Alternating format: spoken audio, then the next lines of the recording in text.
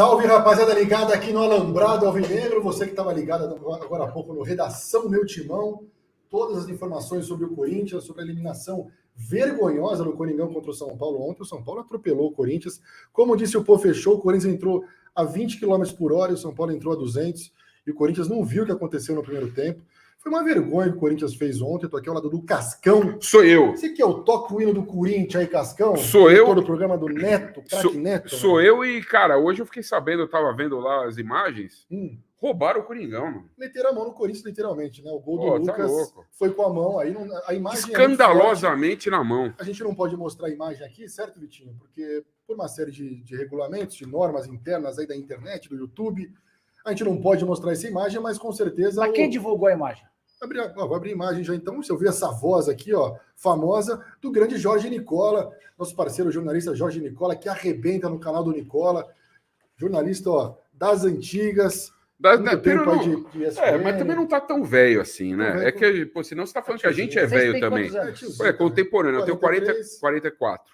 43. Tudo tiozinho. Não, 40, eu vou fazer 43 em outubro. Então estamos tudo na mesma geração aí. Ô, Nicola, seja muito bem-vindo aqui no Alambrado Alvinegro. Obrigado, Cascão. É nóis. Aos espectadores. Dia seguinte é uma eliminação turbulenta e com muita coisa pra gente falar sobre o Corinthians, né? Sim. Tem muita especulação em relação a nomes, tem muita gente colocando em xeque o trabalho do Vanderlei Luxemburgo, obviamente pelo resultado, mais do que o resultado ontem, queria ter uma análise sua sobre o jogo, mais do que o resultado, e a postura do time, atitude não, mas eu acho que as escolhas do Luxemburgo. Também. As escolhas do Luxemburgo foram equivocadas, e isso pega muito. Claro. Porque às vezes ele poderia ter escolhido os jogadores certos e os jogadores não terem jogado com vontade. O que eu acho que não aconteceu. Não faltou vontade. O que aconteceu, na minha opinião, foi que os caras estavam perdidos em campo, e aí eu acho que é algo que vem do banco de reservas. Tem um pouquinho de cada. O São Paulo, numa disposição, numa intensidade poucas vezes vista, acho que tem muito a ver com o ambiente também que foi criado, 62 mil pessoas, recepção da chegada. Para o Corinthians, o contrário, né? Chegada atrasada, quebrou o ônibus apedrejado. O Luxemburgo, ninguém vai me convencer de que o Bruno Mendes, para um jogo como o de ontem, é mais interessante do que o Fagner. O Fagner é um cara que marca muito bem, às vezes até passa do ponto, e dá ultrapassagem, né? O cara que passa a todo instante. O Bruno Mendes é um zagueiro improvisado como lateral direito, que vai só marcar. Então você perde uma válvula de escape pelo lado direito. O Matias Rojas não tinha condição de jogar mais de 45 minutos. Essa resposta é importante que alguém do Corinthians desse também, porque o Rojas é o cara da bola parada, é o cara do lançamento, é o cara da finalização de fora da área, como naquela batida que o Rafael defendeu. Mas Maicon e Fausto juntos, tipo da coisa que acho difícil engolir, cara. Porque são dois jogadores que não têm pegada no meio campo, marcação, cara. O Fausto chegou muito bem no Corinthians, com virada de jogo, finalização de fora da área. Foi um cara que foi diminuindo de tamanho. A Gazeta Esportiva chegou a dar uma matéria alguns dias atrás de que ele tem tido crise de ansiedade, desmentido pelo Fausto. É natural que se desminta, né? É até importante para que quem está nos assistindo entenda um pouquinho do nosso trabalho. Muitas vezes, o presidente, o dirigente, o jogador, o assessor de imprensa desmentem uma informação, porque para eles não é legal que a notícia saia. Mas algo com o Fausto está acontecendo. Tem muita gente atribuindo ao fato da namorada, que é modelo e cantora, não ter querido ficar. Não é ruindade mesmo? Esse cara foi bom algum dia? Foi, no Argentino Júnior ele era bom jogador e no Corinthians era bom. Então você está falando para mim que ele é o tal pubalgia, é o esforço repetitivo por causa da namorada. A namorada foi embora. Então é emocional. A namorada foi embora, é o que consta. O Stefano, que está sempre conosco, trabalha comigo na ESPN, ele tem um grande amigo argentino. Tá. E ele comentou, na época, ele comentou comigo isso hoje, a gente estava falando sobre o Fausto Vera, e ele comentou que quando o Fausto Vera foi contratado... Falso Vera, esse colega dele falou assim, vocês contrataram um baita jogador. O River Plate queria ele. A Argentina inteira queria contratar o Fausto Vera, e ele veio muito na conta de um pedido do Vitor Pereira, do salário também, que aqui é maior, e de uma ideia, e aí talvez esteja aí, de uma projeção de sair na janela desse ano, o que não aconteceu. Fabrício, quando o Corinthians contrata o Fausto, o São Paulo contrata o Galo. Sim. E a grande pergunta era qual dos dois é melhor? E a conclusão que quase todo mundo chegou no primeiro momento é que o Fausto era mais completo. O Galo teve mais dificuldade de se adaptar, embora o Galo até se contundir nesse ano, era artilheiro do Campeonato Paulista, né?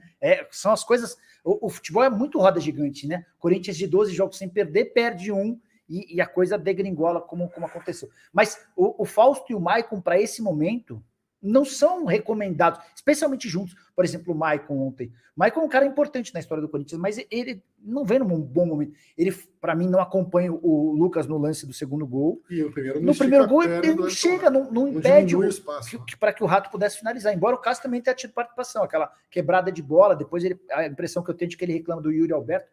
Enfim, mas a intensidade do time, a pegada do time. O São Paulo foi por uma decisão. O Corinthians entrou para. Sabe a comparação que eu fiz? Eu fiz o seguinte: para mim, o São Paulo entrou, sem sacanagem, para uma final de Copa do Mundo. É isso. E o Corinthians entrou para uma semifinal de Copa do Brasil. E era um jogo muito grande para os dois, cara. Porque assim, o Corinthians não foi campeão na era do Duílio Monteiro Alves, né? E eu até fui o primeiro a publicar isso, e essa é uma das coisas que fazem o Duílio ficar bravinho. O Duílio, se não ganhar nada até dezembro, ele vai se tornar o primeiro presidente da história do Corinthians, desde a década de 80, a deixar a cadeira de presidente sem ganhar nada. Desde 80. Olha, isso é pesado. Desde 80. O São Paulo tem um título desde 2012, que é um campeonato paulista, que é muito pouco para a história recente. Ano retrasado, né? 2021, técnico, isso. Então, assim, a chance de um título da Copa do Brasil para ambos era super importante. Não é só isso, tem 30 milhões de reais em jogo. A passagem do São Paulo à decisão já valeu 30 milhões, porque o vice-campeão fatura 30. O campeão da Copa do Brasil, em vez de 30, pega 70. Mais do que o dobro. 70. E a gente está falando de mais um jogo em casa. O São Paulo ontem fez uma renda de 8 milhões. É possível que essa renda seja de 9, de 10 na decisão. O Corinthians faria algo parecido na Neoquímica Arena. Lotação, ingresso lá em cima. Sim. Então, é muito dinheiro, é título, é chance de Libertadores. E para o Corinthians tem algo ainda mais importante, não, mas tão importante quanto. O Corinthians não tem vaga garantida na Copa do Brasil no ano que vem. E o título da Copa do Brasil asseguraria a classificação. Não ter o Corinthians na Copa do Brasil é algo deprimente. Deprimente, totalmente deprimente, vergonhoso. Que, aliás, a gente critica bastante aqui o desempenho do Duílio como dirigente, não só ele como dirigente, como também, enfim. Eu acho que o Luxemburgo também não é o treinador ideal. A gente estava falando aqui até do Mano Menezes. E eu defendi a chegada do Mano Menezes lá atrás, lembra? Mas enfim. Eu até brinquei, eu vim da ESPN agora, encontrei o Mano no corredor, né? Brinquei, professor, volta pro Corinthians, né? Isso aí é uma informação, mais ou menos informação. Corinthians, aí ele deu uma risadinha e tal, né? Desconversou ali. E ele falou assim, cara, todo torcedor do Corinthians que me encontra pede isso para mim, para eu voltar pro Corinthians. Então, assim, é um cara que... Inclusive, existem rumores de que se o André Negão for presidente do Corinthians, o nome é Mano Menezes. O Mano teria sido contratado algumas semanas atrás, antes do Luxemburgo, se um conflito de datas não tivesse acontecido. É assim, o Mano ganhava no Internacional 500 mil reais por mês. O Corinthians ofereceu ao Mano R$1 milhão mensais. As pessoas mais próximas do Mano, todas disseram, Mano, você tem que ir. A situação do Internacional era muito ruim para ele. O Inter é um clube que há muito tempo não ganha título. A pressão do torcedor é um negócio absurdo. E percebia-se que mais cedo ou mais tarde o Mano acabaria caindo. E ele, por mais que tenha trabalhado na base do Inter, ele é muito ligado ao Grêmio. A imagem. Só que o Mano, por uma dívida de gratidão com o presidente do Inter que o contratou, ele falou, não vou sair. E aí ele acabou não saindo... Ficou e depois a demissão de garantir R$1 milhão de multa, né?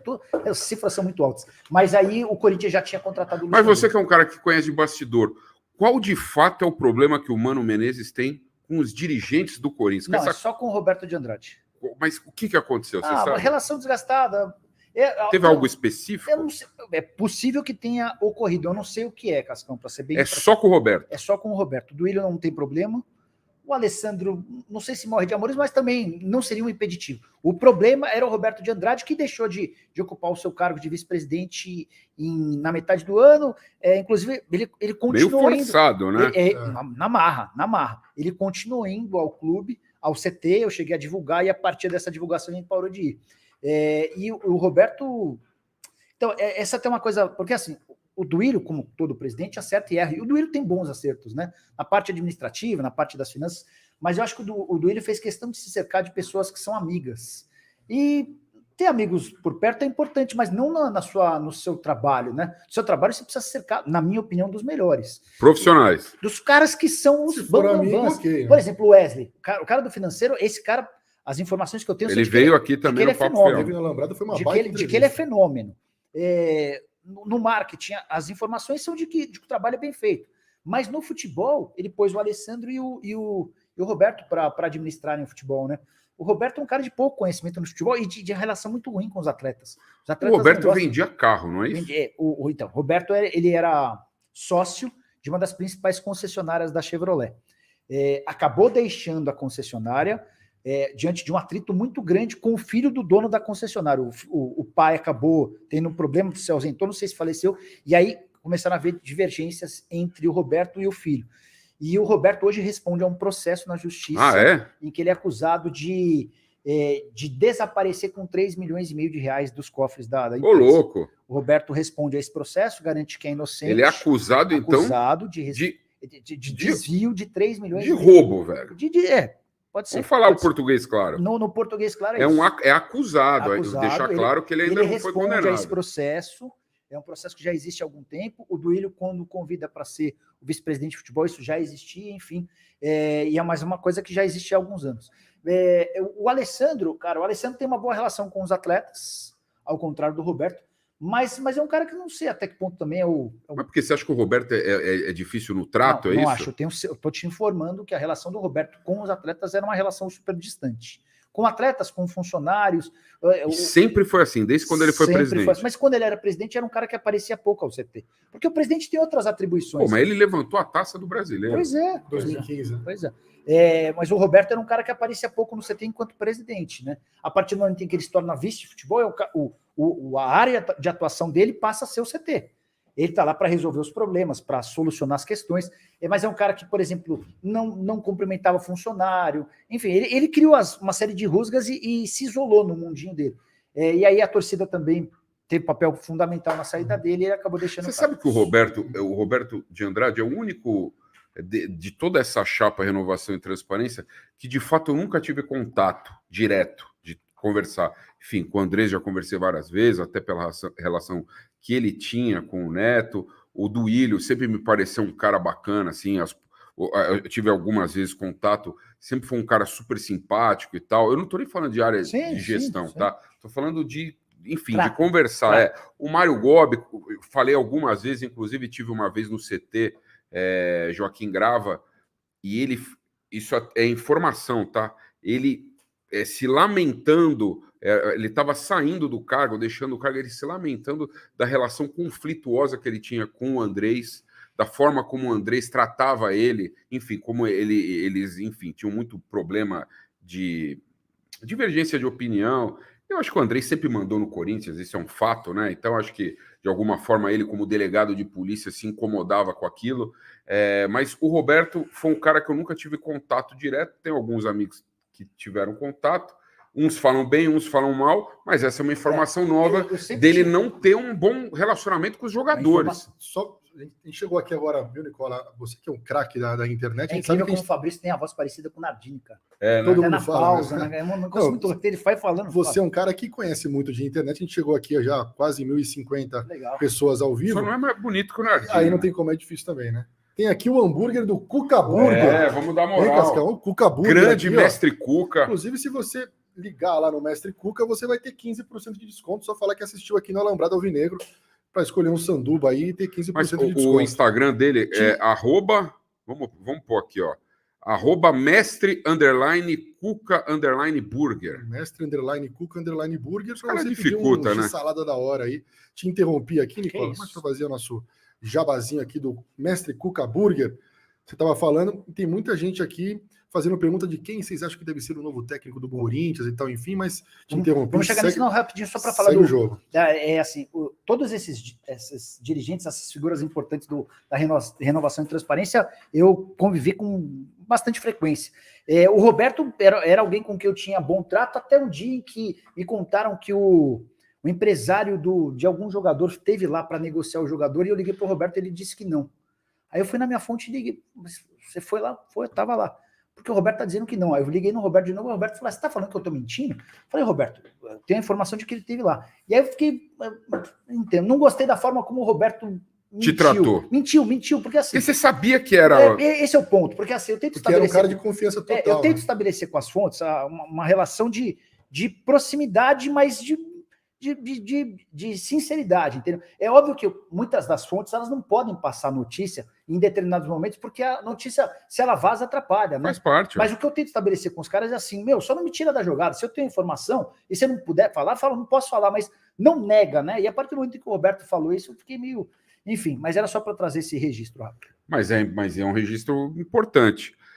Nicola, falando um pouquinho do início da sua carreira, né? Você é jornalista, a gente é contemporâneo, você tem 43 anos. Vocês fizeram a faculdade aonde? Fizemos a FIA. FIA. Eu ainda fiz uma especializaçãozinha na PUC lá, mas também não serviu de nada. A verdade é que o jornalismo, em geral, a gente faz pós, a gente faz mestrado. Se não for para ser professor, não muda nada. Se não for para ser professor, não muda nada. Então, não é que eu tô... Calma que eu também não estou defendendo... as pessoas têm que estudar tudo. Mas acho que no jornalismo é muito quem indica, né? Enfim, eu queria que você falasse um pouco da sua carreira, e você foi um cara que optou, enfim, você foi de muitos anos de ESPN e tudo mais, jornal, mas você hoje é um cara independente. Fala um pouco aí da sua carreira. Tentar fazer um resuminho rápido, Cascão.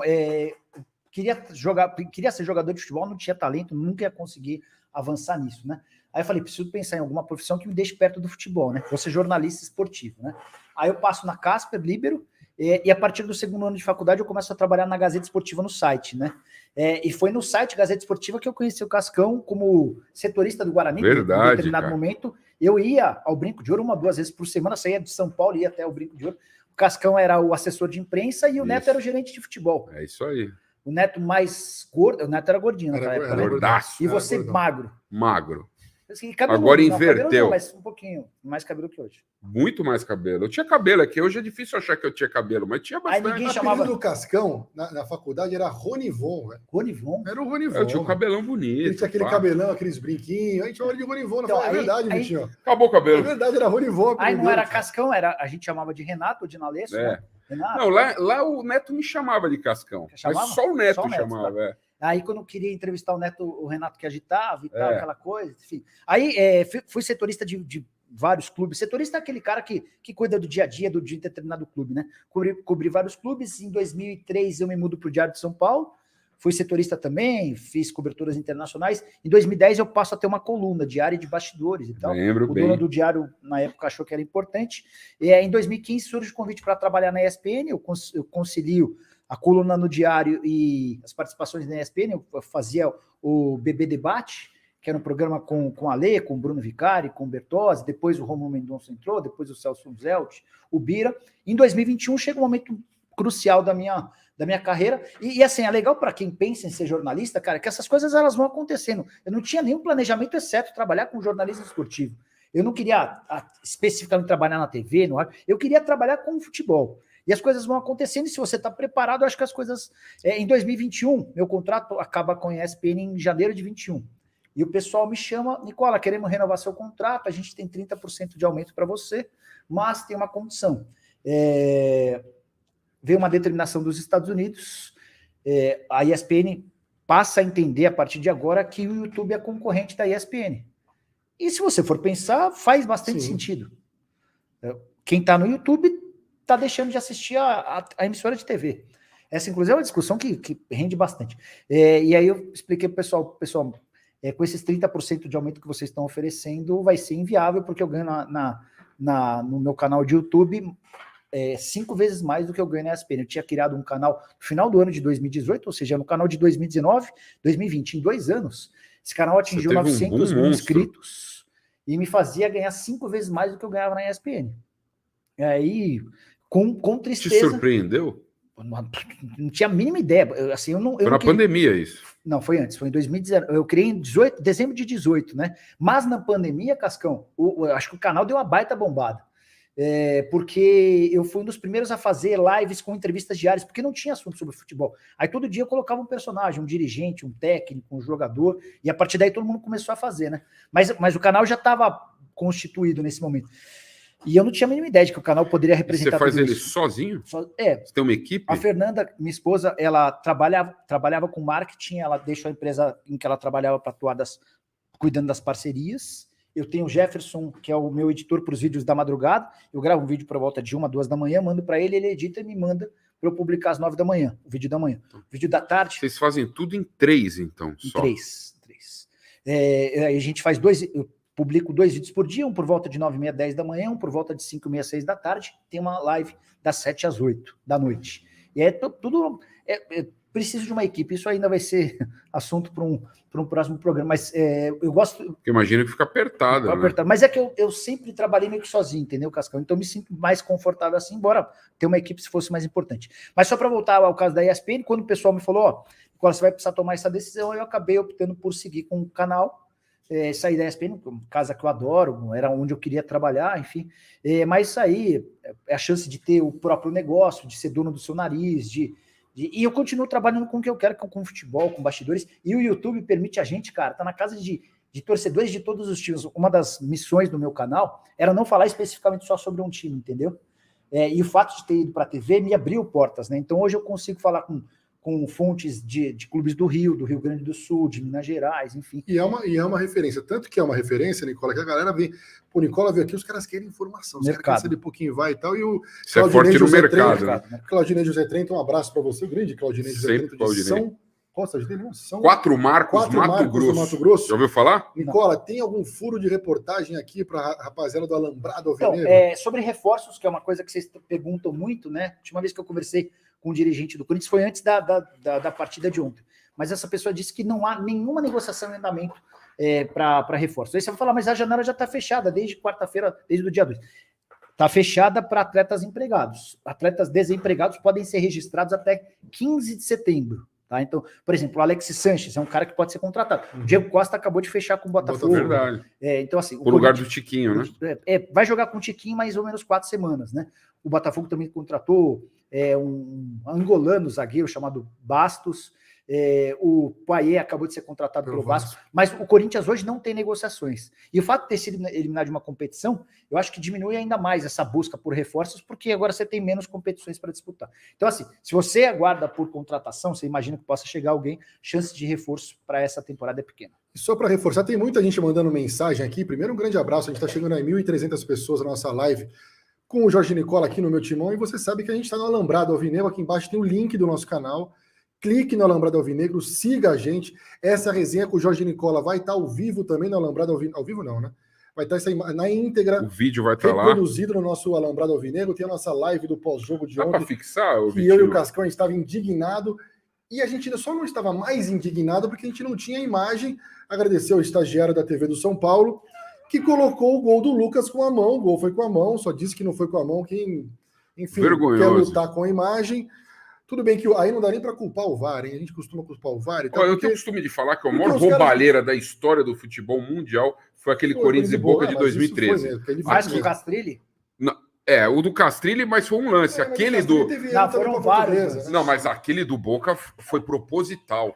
Para mim, foi proposital. Tanto que vazou depois o Amarília falando umas groselhas aí e tal. E o gol do Lucas esse aí foi com a mão. E, enfim, não dá nem para culpar o VAR, porque o VAR não tinha imagem. Mas sobre o jogo do Corinthians de ontem, a gente está contando um pouquinho sobre a sua carreira, tem muita gente perguntando, fala do jogo do Corinthians de ontem, claro, onde o Lucha errou, onde o Lucha acertou, por que o Lucha não colocou o Wesley desde o começo, e principalmente por que ele não colocou o Rojas. Você que é um cara bem informado, o Rojas tem alguma coisa que a gente não saiba? O Rojas tem problemas físicos, essa é uma das marcas da carreira. Crônico. É um cara que costuma ter problemas físicos, é um cara que costuma frequentar o departamento médico. Não vou te dizer que é do nível do Renato Augusto, que hoje é poupado até de treino rachão. Na terça-feira, na véspera do jogo, ele não fez nenhum aquecimento, ele esteve lá em campo e já saiu.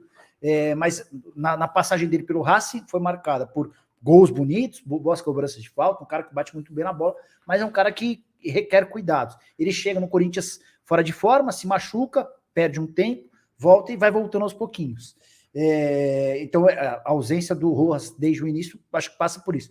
Não sei se o Wesley, em campo, no primeiro tempo, faria algo muito diferente, porque o Corinthians não conseguia sair do campo de defesa. Hoje, o Renatinho lá da ESPN estava fazendo uma análise ao lado do Wellington Rato. Bom. Esse Renatinho é monstro. Não, mas desculpa te cortar, mas você não acha que se o Luxemburgo entrasse com o avançado com os três, o Renato Augusto chegando, você não forçaria o São Paulo a não ficar no abafa? Vamos lá, o Renato Augusto jogou mais avançado ontem. O Renato quase não pegou na bola. Então, mas se o Wesley tá aberto, com o Adson aberto, você força o São Paulo a recuar um pouco. O Wellington Rato, ele admitiu hoje na TV, na ESPN, que a estratégia foi abafar e fazer com que a bola chegasse aos pés do Gil, que é o zagueiro com menos qualidade para saída de jogo. O Murilo é um cara que põe muito bem a bola. Sim. É aquele lance em que o Renato Augusto cabeceia, foi o lançamento do Murilo. Em Itaquera foi passe dele. O Murilo é muito bom com a bola nos pés na saída de jogo. O Fábio Santos também tem recurso. O Bruno Mendes não, o Fagner sim. Mas então a estratégia do São Paulo era fazer com que, na saída de bola, recuassem para o Gil. E quando a bola fosse para o Gil daria bicão. E a ESPN mostra hoje uns 4, 5, 6 lances em que o Gil quebra e a bola volta para os pés do São Paulo. O São Paulo foi a campo com isso trabalhado.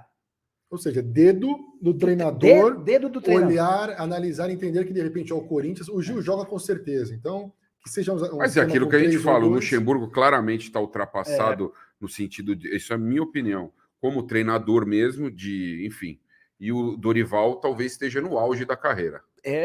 Acho que a análise é bem por aí. E passa a batida, essa análise de que o São Paulo criou essa estratégia para que o Gil quebrasse e a bola voltasse aos pés do São Paulo. Parece um detalhe, mas está longe de ser, né, cara? Foi determinante durante todo o primeiro tempo. E foi numa dessas quebradas, não do Gil, mas do Cássio, que saiu o primeiro gol. E o gol que muda toda a história do jogo. O Cássio chuta, a bola é recuperada, o Rato avança livre. Então, avança livre, vai em cima do que você falou aqui no começo, que o Vera e o Maicon, eu fiz questão de levantar os 11 jogos que o Corinthians não perdeu e as 8 vitórias. Somente uma vez Fausto Vera e Maicon jogaram, que foi, mas aí foi muito mais no talento do Renato Augusto e na força de Itaquera, que foi Corinthians e São Paulo. Fabrício, na ida da Copa do Brasil. Eu vou falar uma coisa que o torcedor corintiano vai ficar chateado, mas eu não tô aqui para enganar ninguém, eu tô aqui para dizer o que eu penso. O Corinthians alcançou 12 jogos de invencibilidade, não foi? Foram 11? Foram 8 vitórias e 3 empates. Né? Perdeu na 12º jogo. Quando ia ultrapassar o número do Vitor Pereira, acabou perdendo. Inclusive, essa marca atual era melhor que a do Vitor Pereira, até 11 jogos. Era 5 e 6. Isso. 5 vitórias e 6 empates. Cara, mas a sequência de invencibilidade do Corinthians é enganosa. É enganosa. Esse é o ponto, cara. Exatamente. Vamos pegar os jogos? Tô até abrindo aqui para. Pode ser, pega. Eu vou pegar. Quando você pega os lanches, eu vou pegar um Cuca Burger. Atlético Mineiro fora de casa. É importante. Por mais que o Atlético não vive um bom momento, mas ir lá e vencer é algo importante, tá? Aí você tem Corinthians e Universitário do Peru. Enganação, não vale nada. Engano. Aí Corinthians e América. O Corinthians e América 3-2. Esse é um jogo ok. Não, mas não é um jogo enganado, mas era obrigação de vitória. Mas é o lanterna do Campeonato Brasileiro. Tudo bem, mas aí no mata-mata até que dá para aceitar. Beleza. Universitário fora de casa. Esquece. Tá. Embora com a ressalva de que o Corinthians usou nos confrontos contra o Universitário vários jogos. Então. Aí pega o Bahia. O Universitário não joga na CESP, né? Bahia 0-0 lá que era para ter perdido o jogo. Tomou a massa do Bahia. E o Bahia hoje é um time brigando na zona do rebaixamento. Sim. Aí depois Vasco em casa. Obrigação total. Era o lanterna do Campeonato Nacional na oportunidade. Aí depois o Corinthians recebe o Nils. Cara, o Nils foi líder do grupo do Santos. O grupo do Santos era... O Santos, vocês estão vendo que... Era Blooming, Santos, Audax italiano e... Porcaria. E o Nils, 14º colocado no campeonato. Um time fraco. Argentino. Fraco. Acho que o mérito foi não ter perdido lá. Porque jogar na Argentina, pressão. Aí completando. Aí tem o Internacional fora de casa, 2-2. Esse é um resultado bom. Antes do jogo, um bom resultado. Depois do jogo, pelas circunstâncias, um resultado ruim. Mas essa aí... A gente está falando de 11 jogos. A gente está falando de 11 jogos invicto, né? Esse é um. Aí tem depois faltou o São Paulo aqui no meio, a vitória do São Paulo super importante. Essa foi a principal vitória da sequência. Embora o São Paulo tenha jogado, acho que melhor, na minha opinião, para empatar. Acho que o resultado de mais justo seria um empate. E aí tem essa sequência fechada com o Curitiba, que é candidatíssimo ao rebaixamento. Sim. Entendeu? Então, assim, a gente faz as nossas análises muito em cima do resultado. E acho que não tem que ser muito diferente disso. E essa sequência de 11 jogos, que era bem legal, ela passa muito pelo nível de adversários, entendeu? Concordo com você. Se ontem o Corinthians tivesse apresentado um futebol diferente, e quando eu digo você comentou assim, o Wesley ele não poderia ter feito algo diferente e tal. O Luxemburgo ele pensou o contrário. Primeiro ele pensou, e na entrevista coletiva ele disse isso. Queria passar o primeiro tempo. Ele pensou em passar o primeiro tempo, e aí no segundo tempo ele ia contar de repente ou com o nervosismo do São Paulo, ambiente, e aí ele iria avançar o time e tal. Só que ele deveria, na minha opinião, pensar o contrário. Eu vou começar, eu já tenho 1-0 no placar. Entre aspas, eu posso tomar um gol. Então eu vou arriscar. Eu vou arriscar fazer um gol no São Paulo. Eu vou arriscar colocar medo no São Paulo. Se não der certo, que meu time é ofensivo, de repente eu tomar um gol, ver que eu tô sendo sufocado, eu mudo o esquema. Pô, aceita, entre aspas, a derrota, monta um esquema mais defensivo, e acho que o grande erro dele foi quando você comentou até no começo da nossa resenha aqui, o Rojas, eu não sei se ele tinha condições para 90 minutos. O Ronaldo Fenômeno, quando chegou ao Corinthians, perguntado lá contra o Itumbiara, que foi a estreia dele, Ronaldo, ele começou no banco esse jogo, o que você prefere? Você tem só 45 minutos de jogo. Começar jogando ou entrar no segundo tempo? Começar jogando. Prefiro começar jogando porque vou estar no mesmo ritmo de todo mundo, na mesma voltagem, como é que ele usou um termo, na mesma rotação que todo mundo, e se eu tiver que sair, eu saio no segundo tempo, dou o que eu tiver de melhor e saio depois. E acho que o Rojas era esse caso.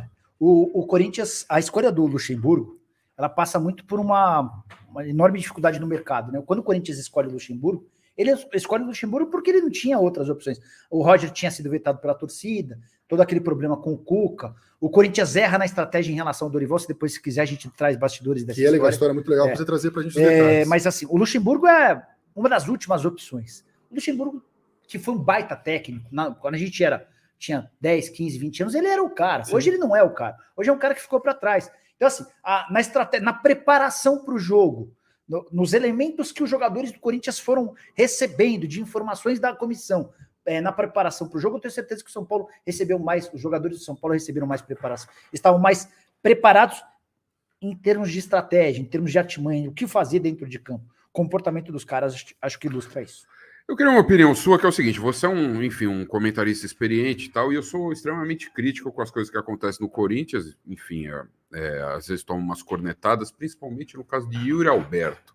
Queria que você fizesse uma análise do que você pensa sobre um centroavante, que ele tem números iguais, idênticos ao do Caleri, que é talvez o grande artilheiro de São Paulo, mas é um cara que acaba produzindo pouco para o time. Como é que você enxerga o Yuri Alberto no esquema do Corinthians? A contratação do Yuri Alberto foi muito ruim. Boa. E foi muito ruim porque mais um que concorda comigo. Porque o Corinthians comprou 50% dos direitos econômicos. Você foi o primeiro a falar todo esse imbróglio aí. 50% dos direitos econômicos do Yuri Alberto em troca do repasse do Robert Renan, que é alguém que daqui a pouco vai ser vendido por 30 milhões de euros. Robert Renan é fenômeno. Robert Renan é alguém que vai parar ou no Barcelona, ou no Real Madrid, ou no Manchester City. O Corinthians podia estar hoje com Murilo e Robert Renan. Seria a dupla espetacular. O Robert Renan é fenômeno. Então o Corinthians pega 50% do Yuri Alberto e repassa. O Robert Renan... O Corinthians hoje só tem metade dele. De quem? Do só Yuri. Tem 50%. Outros 50% são do Zenit. E repassou todos os direitos que tinha no Robert Renan. 100%? Repassou, que o Corinthians não tinha 100%, mas repassou aquilo que tinha. Repassou tudo que tinha do Queiroz, deu a prioridade de compra do Pedrinho, que depois acabou sendo vendido, repassou 10% que tinha do goleiro Ivan, e deu uma cláusula de preferência de algum outro jogador, que agora até me fugiu o nome. Acho que foi do Pedrinho, né? Assim, o do Queiroz, mal vendido, seria vendido... E tem o Mantuan.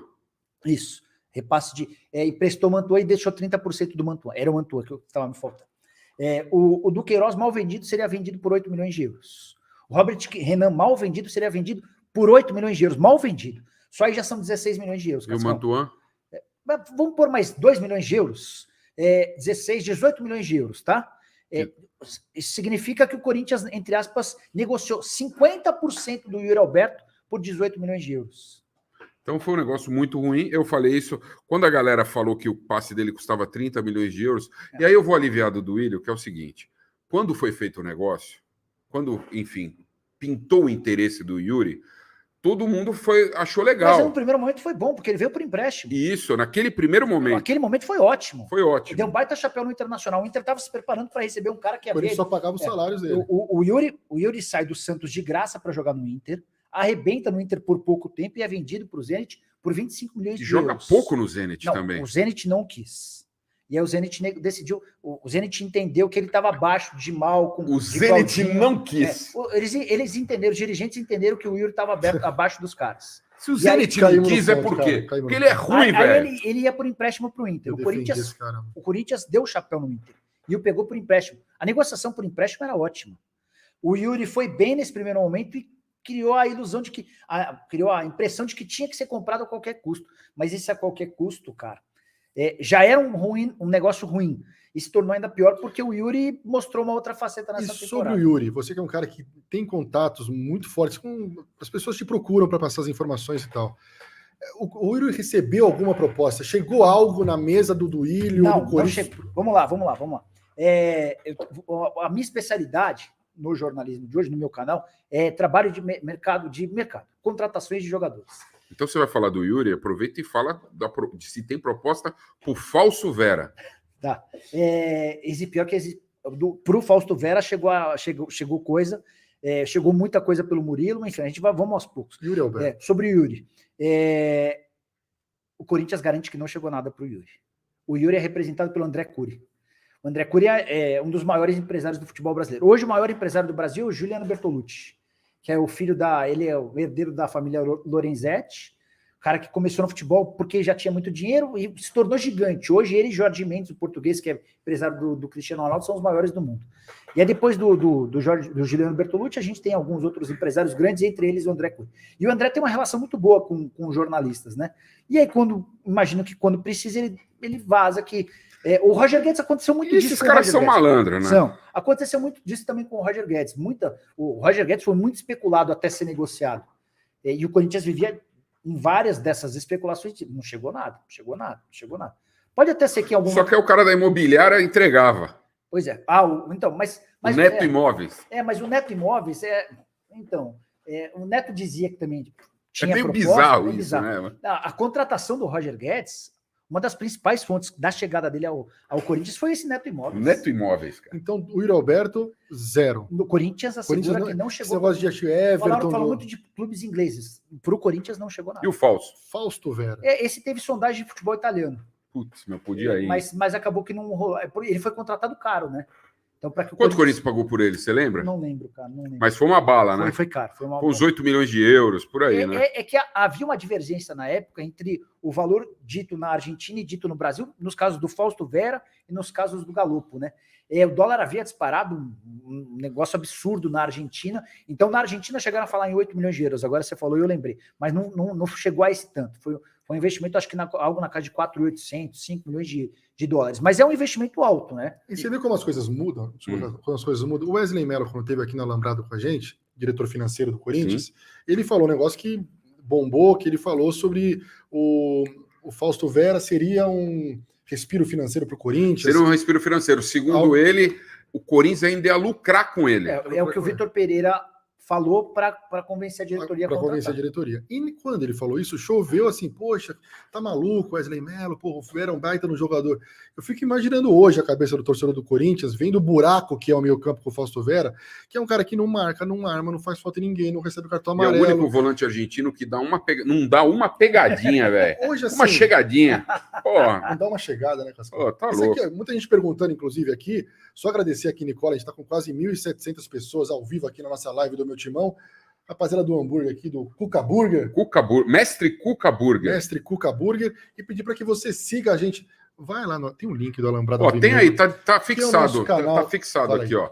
Tá fixado aqui na nossa live, fixado o nosso canal, youtube.com/@.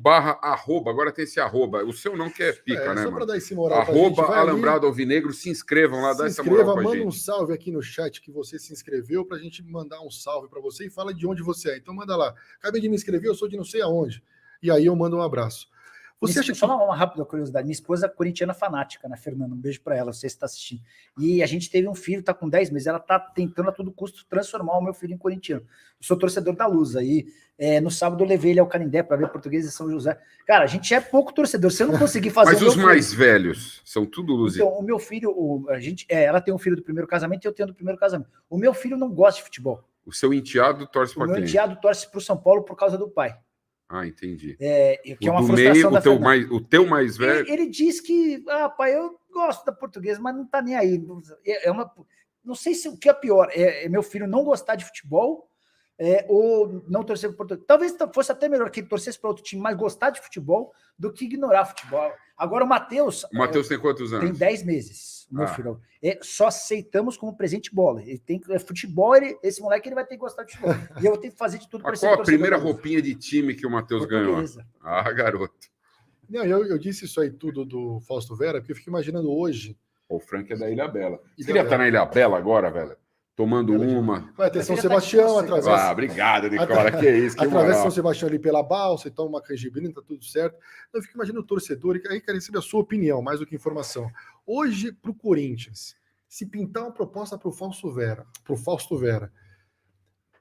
pau a pau com o que ele veio, de repente já com o exemplo do que o Corinthians teve de investimento e que não teve resultado com o Luan, que quando chegou... Meu Deus. Você vai falar da operação do Luan também. É uma comparação, assim, agressiva, porque o Fausto Vera, ele é um cara que ainda está entregando alguma coisa. Sim.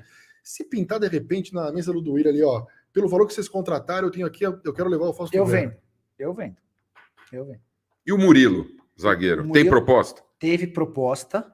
O Napoli ofereceu 13 milhões de euros, só que o Corinthians pediu 20. Diante desse cenário, o Napoli preferiu fechar com o Natan, ex-zagueiro do Flamengo, que estava no Red Bull Bragantino, ele foi por 10 milhões de euros. O Nottingham Forest... que é o time do Danilo, dos palmeirenses, lá do Scarpa. Que está indo para o Olympiacos. O Nottingham Forest sugeriu algo na casa de 13, podendo chegar a 15. O Corinthians insistiu em 20. O Corinthians fala em 20 para fechar em 18. O que o mercado europeu, que gosta do Murilo, diz a gente não pode pagar 20 num cara que tem 6 meses como profissional. A gente vê muito talento nele, mas ele tem pouco tempo como profissional. A amostragem é pequena. Então a tendência, tudo leva a crer que o Murilo vai ficar mais uma temporada, o que para o Corinthians é ótimo.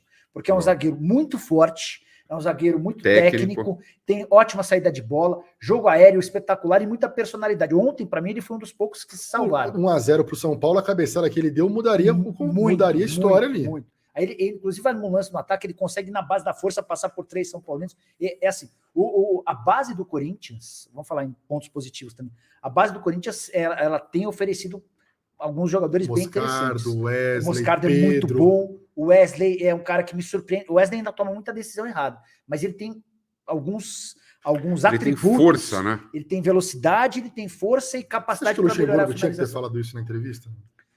Uma coisa é a gente achar, né? O Lucha se perde um pouquinho nas entrevistas, né? Mas eu acho que o pior... É assim, o Luxemburgo teve um grande mérito nesse trabalho no Corinthians, que é uma coisa que um técnico pequeno não conseguiria, que era fazer uma limpa.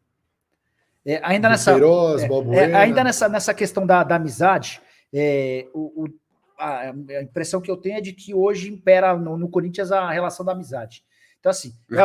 Impressão, Nicola? Pelo amor de Deus. Convicção, né? O Coelho, o Silvinho, todos os amiguinhos. Então, mas aí o Alessandro, o Roberto de Andrade, a volta do Romero, a volta do Balbuena. Assim, as escolhas são muito baseadas nas relações de proximidade. E não pode ser assim. Futebol tem que ser feito com profissionais e de forma profissional. Então, assim, se você tem Lázaro, se você tem Silvinho, se você tem técnicos pequenos, você não consegue fazer uma limpa necessária. O Tite não conseguiu fazer a limpa lá atrás. Teve que vir o Mano. Teve que vir o Mano para fazer o trabalho sujo. O Luxemburgo fez o trabalho sujo. Você tem uma história curiosa dessa... E aí, ele vai contar essa história? Posso só ler 2? Vai lá, lê aí. Bora. Ih, o Cascão ficou bravo. Não, imagina. Casca não. Aqui são 2 mensagens para você, inclusive.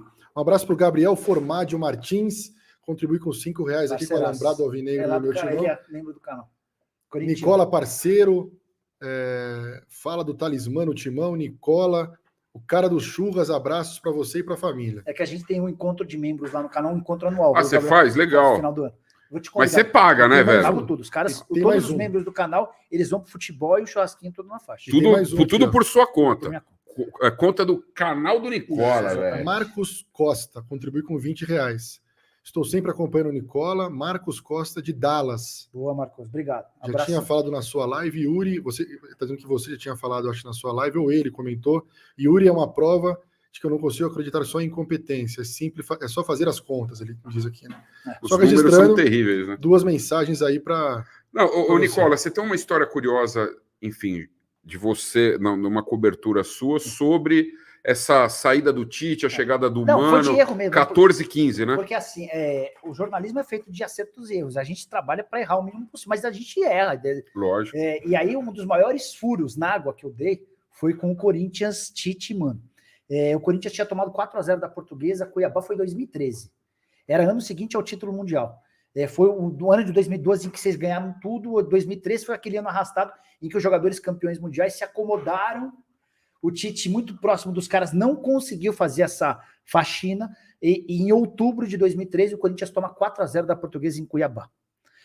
Na segunda-feira, antes da reapresentação, uma fonte do Corinthians, que trabalha há muito tempo lá, me liga e fala: Nicola, vai rolar uma reunião agora à tarde aqui, o Tite vai cair e o Mano Menezes vai ser contratado. Falei, como é que é? Pode cravar. Beleza. Fonte forte. Muito boa. Eu tinha acabado de criar um blog, eu era colunista, eu era jornalista do Diário, mas por conta de uma série de notícias pequenas que eu dava no Diário e que não acabavam repercutindo, me sugeriram que eu criasse um blog, criei o blog e publiquei uma das primeiras notícias no blog. Reunião no Corinthians nessa tarde vai definir pela demissão do Tite e a contratação do Mano. O futebol é muito louco, o futebol não... Essas convicções... Então, rolou a reunião, o Tite chega para a reapresentação e o convidam para uma reunião. O Tite é o seguinte, cara, a gente vai precisar mudar, tá... enfim, a gente quer que você saia, enfim, não tá dando, né? 4-0 para a Portuguesa. Só que a gente queria que você saísse, mas publicamente vamos falar que a gente fez um acordo, né? Não pega bem dizer que estamos mandando embora o técnico campeão mundial. E o Tite falou, pessoal... Aquela história do período sabático veio depois. Né? Pessoal, vocês têm toda a autonomia para mandar embora, não tem problema nenhum. Só que vamos jogar limpo, vamos publicar porque vocês estão mandando embora. Não tem problema, não, Tite, não tem como é que nós vamos fazer? E aí, diante desse impasse, jogadores foram chamados para participar da reunião e alguns dos líderes falaram, não, vamos segurar o Tite, vamos segurar até dezembro. Afinal das contas, depois de 3 horas e meia de reunião, era para ser um encontro rápido, só para sacramentar a saída do Tite. Contornaram e o Tite ficou. Ficou só até dezembro. Isso, que mês que foi a derrota para a Portuguesa? Outubro. Então tinham mais 3 meses. Mas era 2 meses, porque era finalzinho da temporada. Em dezembro, o Tite não tem seu contrato renovado e o Mano Menezes é contratado. A informação, naquele momento em que me foi passada, estava certa, só que eu não poderia ter cravado. Hoje, em outubro você cravou. Cravei. O que eu deveria ter feito? Reunião na tarde dessa segunda-feira, pode definir a saída de Tite. E Mano é o mais cotado. Essa era a ideia da diretoria, que não foi confirmada porque os caras não tiveram peito para anunciarem que estavam demitindo o Tite. E o Mano foi contratado e fez o trabalho sujo que era necessário. Mas a verdade é que o jornalismo é assim, né? A gente acertos e erros e principalmente experiência. A experiência que você tem hoje já te dá base para você não cometer o mesmo erro que você cometeu anteriormente. E ainda falando sobre isso, e qual foi a informação que você deu e que bombou? Que foi uma coisa qual você acha o seu golaço? Então, enfim, eu contar um. O Roger Guedes estava contratado pelo Corinthians já há bastante tempo, né? Houve uma reunião na casa do Fábio Santos. Fábio e o Roger Guedes são muito próximos, né? E houve uma reunião... Jogaram juntos no Galo. Isso. Houve um encontro na casa do Fábio Santos, antes de o Roger Guedes ser anunciado. O Roger chegou a posar com uma camisa do Corinthians e tal. O presidente Duílio Monteiro Alves estava. Tinham outros dirigentes. Enfim, aquele encontro serviu para ratificar as últimas coisas que faltavam e ali apertaram as mãos, o Roger vai ser jogador do Corinthians. Eu cheguei a cravar, o Roger teve nesse encontro, chegou a posar para uma foto, em tom de brincadeira, os caras, vamos para foto, do lado do Willi e tal. Eu cheguei a postar essa informação, rolou essa reunião na casa do Fábio Santos, uma das pessoas que estiveram nessa festa me contou todos os detalhes, né? E aí o Duílio, não sei por que cargas d'água, horas depois de eu publicar, ele usou a conta dele no Twitter para falar jornalista vagabundo. E aí depois... Eu lembro disso. 2-3 minutos depois ele apagou a postagem. E aí ele até me chamou, não fui eu que escrevi, foi alguém que, enfim, não sei qual foi. Miguel, né? Miguel. Aí eu falei, Duílio, eu nunca te fiz nada para você me tratar desse jeito, mas o pior de tudo é tratar diante de uma informação que você sabe que é verdadeira. Você teve na casa do Fábio Santos, o Fábio pode ter sido em tom de brincadeira, mas chegou a posar com a camisa do Corinthians, não sei o quanto isso pode te atrapalhar, mas a informação é correta e eu tô dando. Não, enfim. E esse foi um episódio. Depois, alguns dias depois, o Neto Imóveis trouxe mais detalhes. Neto Imóveis é um monstro. Trouxe mais detalhes, porque o Roger ia passando para o Neto para fazer com que um amigo dele, que era corretor de imóveis... não é o craque Neto, né? Só explicar para a galera. É um corretor de imóveis homônimo que chama Neto também, que é lá acho que de Santa Catarina, talvez. Mas trabalhava em Alphaville, aqui em São Paulo. Enfim. Então, aí ele conta todas as coisas que o Roger Guedes faz, ele conta. E aí, agora eu vou te cortar com um superchat, porque o cara tá me cornetando aqui. Aí eu gosto. O João Isaías contribui com R$5 e fala, Cascão, você e o Neto só criticam o Yuri e o Fausto Vera. Primeiro que o Neto nem critica o Yuri e o Fausto Vera, que eu fico puto com ele porque ele não critica. Quem critica sou eu. Porque aí ele fala que os ex-jogadores amiguinhos como o Fagner, Gil, Fábio Santos, todo mundo elogia. Cara, porra, você falar isso, você não acompanha a gente aqui no Alambrado, né? Eu meto o pau em todo mundo. Para mim, inclusive esses 3 que você citou, menos o Fagner, talvez eu dê uma colher de chá pro Fagner. Agora, o Gil, o Fábio Santos, já tinham que dar uma plaquinha para eles no final do ano e passar bem. Melhorou, mas não dá mais. Ele não tem velocidade. O Fábio Santos não dá mais. O Gil, se ele pega um atacante veloz... Cara, aquele jogo contra o Atlético Paranaense, o confronto dele com o Vitor Roque foi constrangedor. Se ele pega um atacante mais veloz, ele não consegue acompanhar. Ontem, inclusive, o gol do Lucas, o gol de mão do Lucas, vou até corrigir. Gol de mão. O gol de mão do Lucas... A audiência rotativa da internet, a gente vai falar sobre esse gol de mão. O Lucas, para fazer esse gol de mão que ele fez, que eliminou o Corinthians erradamente, né? No apito. Sei que eu acho que se não saísse esse gol de mão, ia sair outro. Mas isso aí são o cara invade a área tranquilamente... Disso. Tudo bem que eu acho que até nesse lance, eu acho que foi mais até um erro do próprio Fausto Vera, que não fez a cobertura. Os caras, ali ficou todo mundo, o Michael também, no primeiro, o Michael não acompanhou, que para mim aquilo foi um absurdo. Mas, enfim, o Corinthians tem jogadores que estão muito abaixo de nível técnico. E eu queria te fazer uma pergunta. O problema é que é abaixo do nível técnico com folha salarial alta. Exatamente isso. O Corinthians tem uma das maiores folhas. Qual que é o ranking? O Flamengo é disparado o dono da maior folha salarial, era de 30 milhões. Depois das últimas contratações, essa folha hoje está batendo uns 33, 34 milhões de reais. O Flamengo tem mais de 10 jogadores acima de R$1 milhão mensais. Como é que tem dinheiro para pagar isso aí? Os caras têm faturamento acima de R$1 bilhão. É assim, o que mais chama a atenção do Flamengo, rapidinho uma parte, é que o Flamengo... Não, rapidinho não, pode falar aí. É que o Flamengo deita e rola nas finanças e não lidera uma rodada do Campeonato Brasileiro desde a última rodada do Campeonato de 2020. Então, assim, pelo mundo, quando a gente vê clubes hegemônicos do ponto de vista financeiro, esses caras são hegemônicos também no Campeonato Nacional. É o Bayern na Alemanha, é o PSG na França e por aí vai. O Flamengo é hegemônico nas finanças, ele tem capacidade de faturar, por exemplo, quase o dobro em relação ao Corinthians, mas não lidera uma rodada do Campeonato Brasileiro desde 2020. Foi Galo e Palmeiras, né? 21 Galo e 22 Palmeiras. Exato. Mas uma rodada. Sim, uma rodada. Mas você não acha que essa capacidade... forte, eu não sabia isso, você não acha que essa capacidade financeira, enfim, está muito atrelada, o Corinthians, a desconfiança dos patrocinadores com a diretoria, com a gestão que acontece no Corinthians? Mas a camisa do Corinthians é a segunda mais valiosa do país, perto da do Flamengo, cara. Mas por que você diz isso? Por conta do tamanho do Corinthians. Essa outra coisa, a gente vai se perder. Dá uma resumida aí. Eu vou voltar na folha salarial rapidinho. Tá, o Corinthians, o Flamengo acima dos 30 milhões de reais. Segundo lugar, empatado entre Corinthians, Atlético Mineiro e Palmeiras com 20 milhões de reais. Então, assim, ter Juan Oliveira como titular, Adson como titular... Murilo como titular, que é jovem... E com uma folha de 30 milhões é sinal que tem Bidu, muitas vezes. É sinal que tem muito jogador que não está sendo utilizado, que ganha muito dinheiro. Voltando agora para a parte da camisa. O Corinthians é muito respeitado no meio publicitário. No mercado publicitário, por conta do tamanho do torcedor e do engajamento. Consumo também. E o trabalho do Cola Grossa é um trabalho bom. A ponto de o Corinthians hoje ter uma camisa poucos milhões de reais menos valiosa do que a do Flamengo. Poucos milhões de reais. E bastante à frente. Eu publiquei recentemente, eu não vou lembrar os números, mas é algo como 117 milhões de reais para o Flamengo por ano, com todas as propriedades do uniforme, sem o fornecedor de material esportivo. 115 milhões de reais para o Corinthians. Então, a diferença mínima. Pequena. E 81 milhões de reais para o Palmeiras. Já cai bastante. Mas essa é a pegadinha, né? Porque esse é o ponto, Fabrício.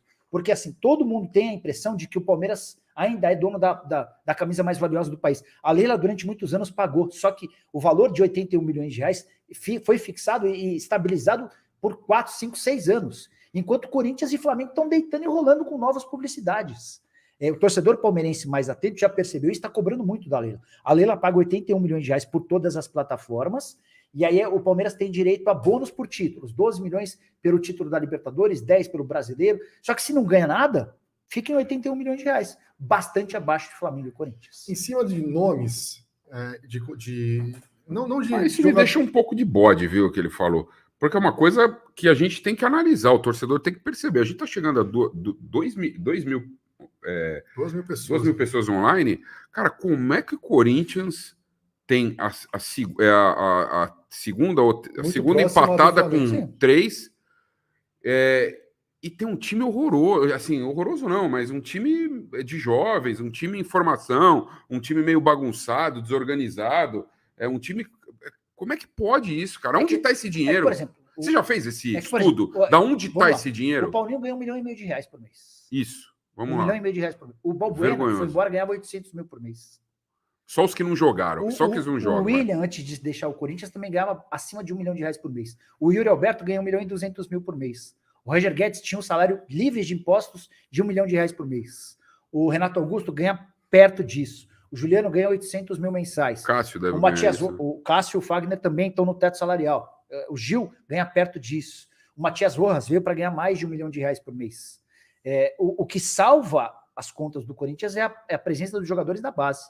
Esses caras é que chegam ao elenco profissional com salários bem pequenos. Bem pequeno é quanto? 35, 40 pau. Para a realidade do cidadão comum é muito dinheiro. O cara vem da base já com essa grana, né? Primeiro contato profissional. O Wesley hoje deve ganhar na casa dos 35, 40 mil reais por mês. Ele está entregando muito mais que os outros atacantes, inclusive. O Romero hoje ganha 400 mil mensais. Só que os 400 mil do Romero são péssimo negócio. Sim. Ô, Nicola, aproveitando que você falou do Romero, a gente teve uma informação há um tempo atrás que essa contratação do Romero, essa volta do Romero, seria para cobrir uma dívida que o Corinthians teria com o Romero, enfim, que nem aconteceu com o Marcelinho Carioca um tempo atrás. Você está sabendo alguma coisa em relação a isso? A saída do Romero, ela foi muito controversa. O Romero o Corinthians tinha uma dívida com o Romero, e aí o Corinthians tentava renovar o contrato com o Romero. E o André Sanches foi e falou: e aí, você vai renovar ou não vai? Aí ele falou: só renovo com você se você pagar tudo que você me deve à vista. Aí o André falou: mas como assim? Porque em você eu não confio, disse o Romero ao Andrés. Foi bem. Aí o Andrés falou: então a partir de hoje você não renova, mas você também não joga. Vocês vão lembrar que ele ficou um tempo afastado. Sim. Nem treinava a parte, enfim. Quer dizer, ditadura, né? Ditadura no Romero botou o dedo O Romero encarou o Andrés. E a volta do Romero ao Corinthians foi uma cutucada do Duílio no Andrés. Porque o Andrés abomina o Romero. O Andrés detesta o Romero. Quando o Duílio traz o Romero, o Duílio cutuca o Andrés, assim como faz quando traz o Alessandro, de quem o Andrés não gosta, não suporta. Existiram outros que o Duílio contratou a revelia a contragosto do... É possível que a volta do Romero tenha um pouquinho dessa questão, mas não é só isso. É porque os caras gostam de trazer jogadores próximos. Mas em cima do que você está falando, então, você está um pouco na contramão do que a galera fala que o Andrés manda no Corinthians até hoje. Não manda. Assim, o Andrés é um cara de muita influência, é um cara que nos momentos de mais delicados costuma ser acionado por qualquer presidente, porque tem boas relações com sócios, tem boas relações com algumas das lideranças de torcidas organizadas, mas o grande dilema desde que o Andrés deixou a presidência, em relação aos seus sucessores, era exatamente essa disputa. Por que o Gobi em algum momento brigou com o Andrés? Porque ele não queria ser uma marionete. O Roberto de Andrade da mesma maneira, o Duílio da mesma maneira. O Duílio foi aquele que fez... Talvez tenha sido o cara que mais se distanciou do Andrés sem criar uma ruptura como a dos outros. O Andrés e o Mário Gobi ficaram muito distantes. O Roberto e o Mário Gobi ficaram muito distantes. O Duílio, ele conseguiu com um jeitinho agora dele, todo mundo ficou amiguinho de novo. Você vê como... Mas na época de eleição é sempre assim. É sempre assim. Mas o Duílio não tá. O Duílio não vai apoiar a situação. O Duílio não vai fazer campo. Duvido que o Duílio faça campanha. O Duílio não vai abraçar o André Negão. O André Negão. Eu não sei se ele vai se declarar a favor de uma terceira via. Porque eu acho que seria... poderia ser visto como uma traição. Tem terceira via. Tem uma informação, uma possibilidade de uma terceira via, que é o Herói Vicente, que pode estar lançando a candidatura aí nos próximos dias. Aí certamente o Duílio abraçaria. Só que essa atitude do Duílio o tornaria persona não grata dentro da renovação e transparência. Renovação e transparência, que a gente vai... Talvez essa seja a eleição chave para saber, enfim, a gente já vê um pouco de decadência nela, mas, enfim, se o André Luiz não ganhar a eleição, acho que chega ao fim definitivamente. Os resultados em campo, para mim, vão ter influência direta na definição da eleição. Sobre o Vanderlei Luxemburgo, o Corinthians ele tem o Campeonato Brasileiro, o objetivo do Corinthians é não ser rebaixado. Sim. Dificilmente o Corinthians vai conseguir chegar numa Libertadores da América, quer dizer, pode chegar, né? Mas eu acho difícil. Ele tem a Copa Sul-Americana como uma válvula de escape, um título internacional que ele ainda não tem, é um título que o Corinthians ainda não tem, é um título que garantiria o Corinthians na Libertadores. Olha o tamanho desse campeonato, a importância que ele ganhou. Se o Corinthians, e pega um time difícil agora, o Estudiantes e La Plata, chato, esse é o termo chato, principalmente porque decide em casa. E o Corinthians já provou que decidindo fora de casa, tudo bem que classificou contra o News Old Boys, contra o Universitário, mas o Universitário, se a gente botar o time que está na redação de momento aqui do meu timão, com o Vitinho de ponto esquerdo, o Cascão na zaga e nós dois no ataque... E o Rodrigão no gol. A gente passa do Universitário. Pô, fácil. Só que agora pega o Estudiantes e decide... Eu ainda meti a camisa aqui, assim, ó, de novo. Estou fazendo todo esse preâmbulo, porque se o Corinthians cair para o Estudiantes, e aí vai opinião e talvez até informação... O Lucha continua no Corinthians?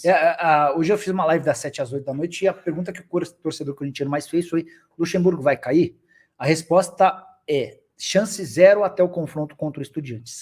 Chance zero. Existe dentro do clube a interpretação de que o Luxemburgo tem acertos e erros, mas ele tem mais méritos do que deméritos até aqui. Então, antes dos confrontos contra o Estudiantes, chance zero. Caiu diante do Estudiantes, o Lucha cai. É uma alternativa, mas acho que vai depender muito da forma como a eliminação se der. Nos pênaltis, por um gol de diferença, competindo, a tendência é que o Lucha fique. A gente não pode esquecer da eleição no fim do ano. Isso mexe demais. Por exemplo, o Mano Menezes é um nome na pauta do Corinthians. Na pauta. Pro ano que vem. Não, poderia ser. Para esse ano ainda. Era um nome na pauta antes da chegada do Luxemburgo. Se o André Negão vencer as eleições, o Mano Menezes é um nome para ser mas você não consegue mostrar o Mano Menezes... os confrontos contra os Estudiantes vão ser agora... Terça-feira agora. E na outra terça-feira. Na outra terça-feira volta. Ou seja, a gente vai estar no finalzinho do mês de agosto, certo? Isso. Eu acho difícil você convencer um técnico como o Mano Menezes ou alguém de primeiro nível a fechar com o Corinthians por setembro, outubro e novembro. Porque acho que não seria legal... A não ser que ele tenha alguma garantia. Dos dois candidatos. Mas a gente não sabe nem quantos candidatos vão ser. Então é muito complicado isso, né? O que eu quis dizer é o seguinte: se o Luxemburgo for eliminado de forma vexatória pelo Estudiantes, eu acho que pode haver esse movimento de demissão. Mas a eleição no fim da temporada contribui para dificultar o processo de escolha de um novo técnico. O Corinthians já se mostrou com enorme dificuldade na escolha de treinadores nesse ano. Isso é muito complicado. E o Corinthians esperar a decisão, isso trava o Corinthians. O Corinthians está parado no tempo, cara. Porque nenhuma atitude, nenhuma decisão é tomada. Porque você acha que o Augusto Melo vai marcar um almoço com o André Negão? Não. Conversa, de repente, vai com o Herói Vicente? Eles vão se atacar brutalmente nos bastidores. Eles vão... Já estão se atacando, né, Nicola? Você vê os vídeos, eu acho até uma certa... deslealdade, entre aspas. Aliás, o André Luiz está convidado para vir aqui a hora que quiser, já convidamos ele, inclusive. Seria legal o André Luiz com o Augusto Melo no debate. O André está fazendo vídeos, por exemplo, ele foi na sauna para tirar sarro, ele fez aquele vídeo que inclusive viralizou no tênis, na festa do tênis, mostrando o Augusto, Augusto tá tudo... Ele fala de um jeito bem-humorado, porque o André é boa praça, se dá bem com todo mundo. Dizem que fez um grande trabalho na gestão administrativa do clube social. O pessoal, eu conheço um pessoal lá dentro, falou que ele fez de fato um bom trabalho lá, mas enfim, eu acho que esses vídeos são até para tirar sarro do Augusto, para tirar um pouco do trabalho, para atrapalhar um pouco o trabalho do Augusto Melo. Mais uma terceira via com o Herói Vicente.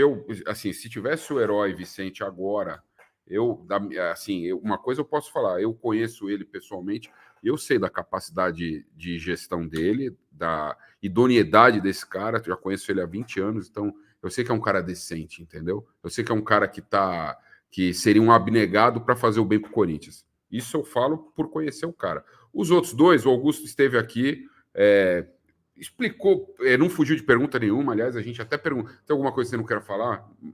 Falou sobre tudo, explicou tudo que tinha para falar, a gente só está aguardando aqui o André Luiz e o Herói prometeu uma volta. Inclusive. E o Manuel Gomes mandou, Vessone presidente do...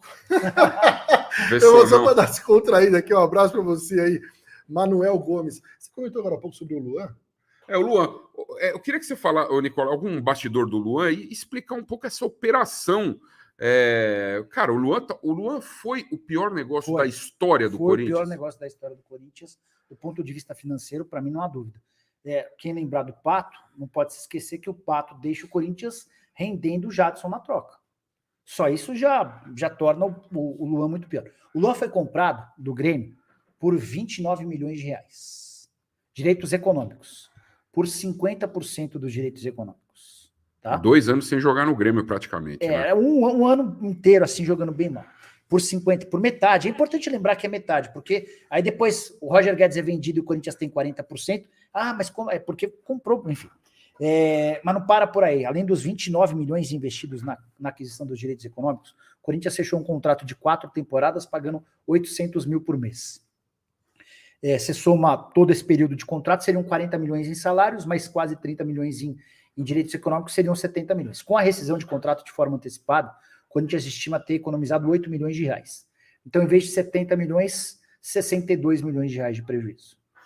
E no Pato, você tem essa estimativa? Foi um investimento alto, mas que rendeu a chegada do Jadson. Eu não tenho os números aqui, mas certamente... E falando de bastidor ainda no caso do Luan, trocando em miúdos, o Luan saiu porque tomou porrada no motel? Não, o Corinthians estava forçando a barra para ele sair desde a reapresentação no começo do ano. O Corinthians tentava a todo custo convencê-lo a ir para qualquer... O ano passado o Corinthians empresta ele para o Santos, pagando 700 mil dos 800 mil reais por mês de salário. E existia a possibilidade dele continuar no Santos nesse ano. Ele só não continuou porque o Santos, pagando 100 mil ao Luan, não quis continuar com ele. Cara, poucos jogadores no Santos hoje ganham 100 mil reais por mês.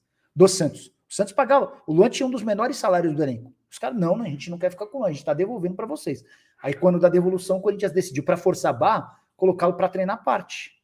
E aí foram necessários 8 meses, 7 meses, e esse episódio no motel para que ele fosse embora. Falar rapidinho do Dorival, achei importante. E tem muita gente perguntando sobre o Dorival aqui. Porque assim, talvez um dos maiores erros da gestão do Willian esteja atrelado a técnicos, né? Acho que a escolha de técnicos foi muito ruim. A do Vitor Pereira eu achei muito boa, tá? Sei que a forma como o Vitor Pereira saiu foi ruim. Apesar da galera odiar ele, né? Cara, mas o trabalho dele, o Corinthians foi quarto colocado no Campeonato Brasileiro. Poucas vezes saiu do G4. Que saiu no finalzinho, né? Terminou em quinto, né? Mas que saiu, não, acho que terminou em quarto. Eu não sei agora. Confirma para nós aí, Vitinho, que lugar que o Corinthians terminou no Brasileiro do ano passado. O campeonato inteiro em quarto, mas terminou em quinto. Pode ser isso. A galera vai falar aqui. Foi a final da Copa do Brasil, tendo jogado mais que o Flamengo na final. Quarto, então estava certo, Fabrício. Termina em quarto Campeonato Brasileiro, foi a final da Copa do Brasil, jogando mais do que o adversário. Chegou nas quartas de final da Libertadores, depois de um longo e tenebroso inverno. Desde 2013. Desde 2012, né? Sem fazer participações interessantes em Libertadores da América. E apostando muito em jovens. A forma como ele saiu foi absolutamente escrota, enfim. Mas a escolha do Vitor Pereira foi muito boa, foi um baita acerto. Talvez tenha sido o único. Porque apostar em Silvinho, apostar em Lázaro... Ele apostou no Cuca antes, né? Mas até a... Não, depois, quer dizer, primeiro o Lázaro... Não, mas até a contratação do Cuca naquele momento... Enfim, também foi um erro. Beleza. Eu queria falar sobre o Dorival. O empresário do Dorival chama-se Edson Coder. O Edson Coder já havia identificado que Fernando Lázaro no Corinthians e Rogério Ceni no São Paulo balançavam. O Rogério, inclusive, já havia caído. E havia uma preferência do Dorival por trabalhar no Corinthians em detrimento do São Paulo. O Dorival preferiu o Corinthians? Ele nunca vai dizer isso de forma pública, mas eu posso assegurar. Aí, garoto. O Corinthians estava na Libertadores da América, o Corinthians tinha um elenco forte, robusto. Houve um contato do representante do Dorival com o Corinthians às vésperas do jogo contra o Argentinos, e o recado foi o seguinte: pessoal, o São Paulo quer o Dorival. Vocês vão continuar mesmo com o Lázaro? Porque se vocês não forem continuar, o Dorival, dá vontade de chorar, o Dorival fecha com vocês. Pode fechar com o São Paulo. A gente está seguro de que o Lázaro continuará. Resposta do Duílio. Não sei. Do staff do Corinthians. Os representantes do Corinthians mandaram esse recado para os representantes do Dorival. No dia seguinte, Júlio Casares vai a Florianópolis. Júlio Casares, presidente do São Paulo, vai até a casa do Dorival, mora em Florianópolis. E acerta, depois de um encontro de 3-4 horas, a contratação do Dorival. Horas depois, nesse mesmo dia, o Corinthians é eliminado pelo Argentino Júnior. Perde para o Argentino Júnior e praticamente dá adeus. Praticamente dá adeus. O que é completamente revoltante. Aí o Lázaro cai. Adivinha qual foi o primeiro telefone que tocou assim que a decisão, antes mesmo da decisão do Lázaro cair? Do empresário do Dorival. O empresário fala: tá de sacanagem, né? Avisei vocês foram avisados, disseram que não queriam. O Júlio Casares esteve em Florianópolis e o Dorival já assinou com o São Paulo. Então, quer dizer, incompetência. E insistir no erro. O Silvinho, Coelho, Lázaro, esses caras tiveram muitas oportunidades. É assim, fazer experiências... Osmar Loss. fazer experiências, beleza, mas não fica batendo. Eu vou fazer o meu erro se transformar em acerto, porque o senhor vai ficar pior. Eu imagino que o Carille faz eles empolgarem nisso. Pois é. Sabe o que eu acho pior? O pior é que o Flamengo mandou embora o Dorival no final do ano passado e pegou o técnico do Corinthians. Quem sobrou? Quem? Professor Raimundo. Quem? Dorival Júnior dando sopa, cara. Atual campeão da Libertadores e da Copa do Brasil, Corinthians sem técnico. Era só dar aquele X da Fórmula 1. Passou, passava na época. Inacreditável. Você sabe era só pegar o Dorival, Você sabe que no dia que o Lázaro foi mandado embora, o Zé Maria, o pai dele, veio aqui no Alambrado. E, cara, o próprio Zé Maria não confiava no filho como técnico do Corinthians, cara. Ele reconheceu assim que o Duílio meio que convenceu. Ele disse isso mesmo. Ele disse com essas palavras. O Duílio convenceu meu filho a ser o técnico do Corinthians. Porque acho que queria economizar, gastou uma bala no Vitor Pereira, não queria, enfim, talvez por um problema, acho que para ser, como é que eu posso dizer assim, responsável financeiramente falando, falou, pô, não vou contratar outro cara pagando uma bala. Mas aí você tem que saber onde economizar. No técnico não dá para economizar. Por exemplo, também acho. Um bastidorzinho. O Dorival ganhava no Flamengo 800 mil reais por mês.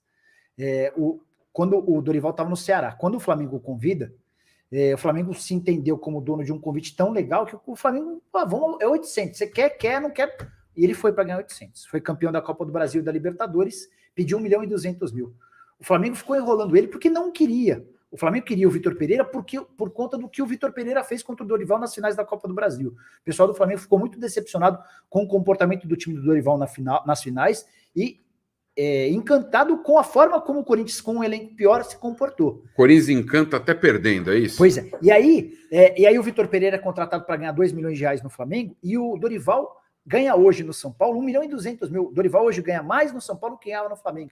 Porque o Dorival falou assim, vocês querem me contratar, o preço é 1.200.000, que é o quanto eu cobraria no Flamengo. É o que ele cobraria certamente no Corinthians. Mas ter pago 1.200.000 ao Dorival desde o começo do ano no Corinthians representaria um salário alto de técnico, mas uma recompensa boa dentro de campo. A chegada, por exemplo, à final da Copa do Brasil equivale a 30 milhões de reais só de prêmio da CBF, no mínimo, né? Cara, inacreditável. Só aí já... Só mais uma vez, daqui a pouco a gente vai comer o nosso Mestre Cuca Burgers aqui, isso. O Nicola vai escolher qual que ele quer aqui. Então, só lembrando a galera aí que 15% de desconto, só entrar lá no Instagram, ó, Mestre_Cuca_Burger, quem entrar lá, comprar seu burger, falar que assistiu aqui no Alambrado Alvinegro, 15% de desconto, fala, pô, 2.000 pessoas online, estamos arrebentando. O Nicola tá arrebentando, ele que é fera, né? O Nicola né? que é monstro, é o rei da internet, grande youtuber. Não, deixa eu... É um youtuber, né? Você virou youtuber. Jornalista e youtuber. Jornalista e youtuber. Você põe lá, jornalista e youtuber, é o GC. E aproveitando, pedir para que você siga a gente no Alambrado Alvinegro, né, Por favor, tá aí, ó, tá fixado. Tá fixado em cima aqui da nossa resenha, o link do Alambrado, você clica ali, siga a gente, essa conversa que a gente está tendo aqui ao vivo no Meu Timão, na íntegra a gente vai reproduzir no Meu Timão. Tem ali Marcelinho Carioca, tem Dinei, tem Alex, tem Chicão. Quem mais? Tem Paulo Basílio, Sérgio, Paulo Sérgio. O pessoal de gestão, Wesley Mello, Augusto o Mello, herói, candidato a Augusto Mello. Vicente também, enfim, são quantas entrevistas tem lá já? Ah, já tem quase 60. Quase 60 Quem puder seguir o canal do Nicola também agradeço. Ó, pelo amor de Deus. youtube.com/canal do Nicola. Que vai ter as notícias. Nicola, eu queria passar a régua na gestão do Duílio. A gente está falando do Duílio, ele teve até... o pessoal da chapa dele, da gestão dele, divulgou o balancete falando que o Corinthians regrediu um pouquinho, uma fraçãozinha na dívida bilionária que o André Sanches deixou. Trocando em miúdos, você que é um cara que conhece o mercado do futebol, que sabe, enfim, das dívidas, de toda essa parte de bastidor do Coringão. Esportivamente, a gente já falou que a gestão do Duílio não é boa. Não, é ruim. É ruim. Ele foi o único presidente desde os anos 80. Desde a década de 80. A não conquistar nenhum título. Ainda tem chance de ganhar a Sul-Americana. Mas financeiramente, na parte da gestão, enfim, a administração dele é boa? É boa. O Corinthians, o grande mérito do Duílio foi alavancar as receitas do Corinthians. O Corinthians praticamente dobra a sua capacidade de arrecadação. E isso é super importante, porque quando você avalia o tamanho de uma dívida, você precisa entender que a dívida é proporcional, o impacto da dívida está muito correspondente a quanto você fatura. Se você tem uma dívida de R$1 bilhão, como o Corinthians tem, mas é capaz de faturar R$1 bilhão, sua dívida é uma. Se você tem uma dívida de R$1 bilhão e fatura R$500 milhões, a sua dívida é outra. O Corinthians faturava 500 milhões de reais e está se aproximando de 1 bilhão de reais de faturamento, de receita. Então o Corinthians conseguiu, com o Duílio Monteiro Alves, alavancar suas receitas. Falava agora há pouco sobre a camisa. A camisa do Corinthians hoje é uma camisa que vale muito próxima do Flamengo. Isso é muito representativo, porque enquanto o Corinthians está patinando no campo esportivo, o Flamengo tem deitado e rolado no campo esportivo. E o futebol impacta muito nas outras receitas, né? Se você tem o seu time ganhando títulos, você tem mais publicidade, você tem mais seus torcedores. Mas quem é o clube que mais consome? Não sei. Porque o Flamengo é a torcida terceirizada, então a gente tem que entender se realmente o consumo é o mesmo dos fiéis corintianos. Você falou do Duílio e você comentou agora há pouco que você que levantou a minha informação que já existia, obviamente, mas aí é o mérito do jornalista de pensar uma notícia e fazer essa notícia ter relevância. E você fez isso, tanto que todo mundo fala disso hoje. Que é o fato do Duílio, ele pode se tornar o primeiro presidente, isso na audiência rotativa nossa aqui, sem título desde a década de 80. E você que trouxe esse assunto, sim, e você deixou entre linhas ali de que o Duílio ficou indignado com você. Ficou bravo. Porque assim... Sua relação com ele é ruim hoje? Não, é ruim.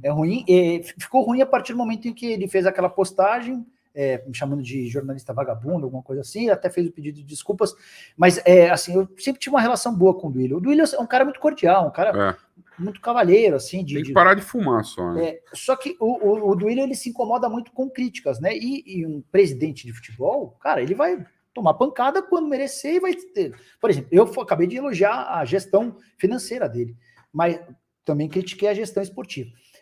Quando eu fiz uma matéria falando dos 3,5 milhões de reais do processo, ao qual responde o Roberto de Andrade, o Duílio ficou muito bravo, muito chateado. Eu acho isso extremamente, do ponto de vista jornalístico, extremamente importante. Ele entende que não. Lógico. Ele entende que é algo que foge do Corinthians e que eu usei para prejudicar o Roberto. Mas não é, os dirigentes têm que ter quem administra o clube tem que ter um passado correto. É óbvio. Passado e um presente correto. Aí, né? quando eu fiz uma matéria falando sobre a gestão da amizade, que o Duílio se cercou de amigos, não só no futebol, como também no elenco, também ficou bravo. Então, assim, por conta dessas críticas não aceitas, houve um distanciamento.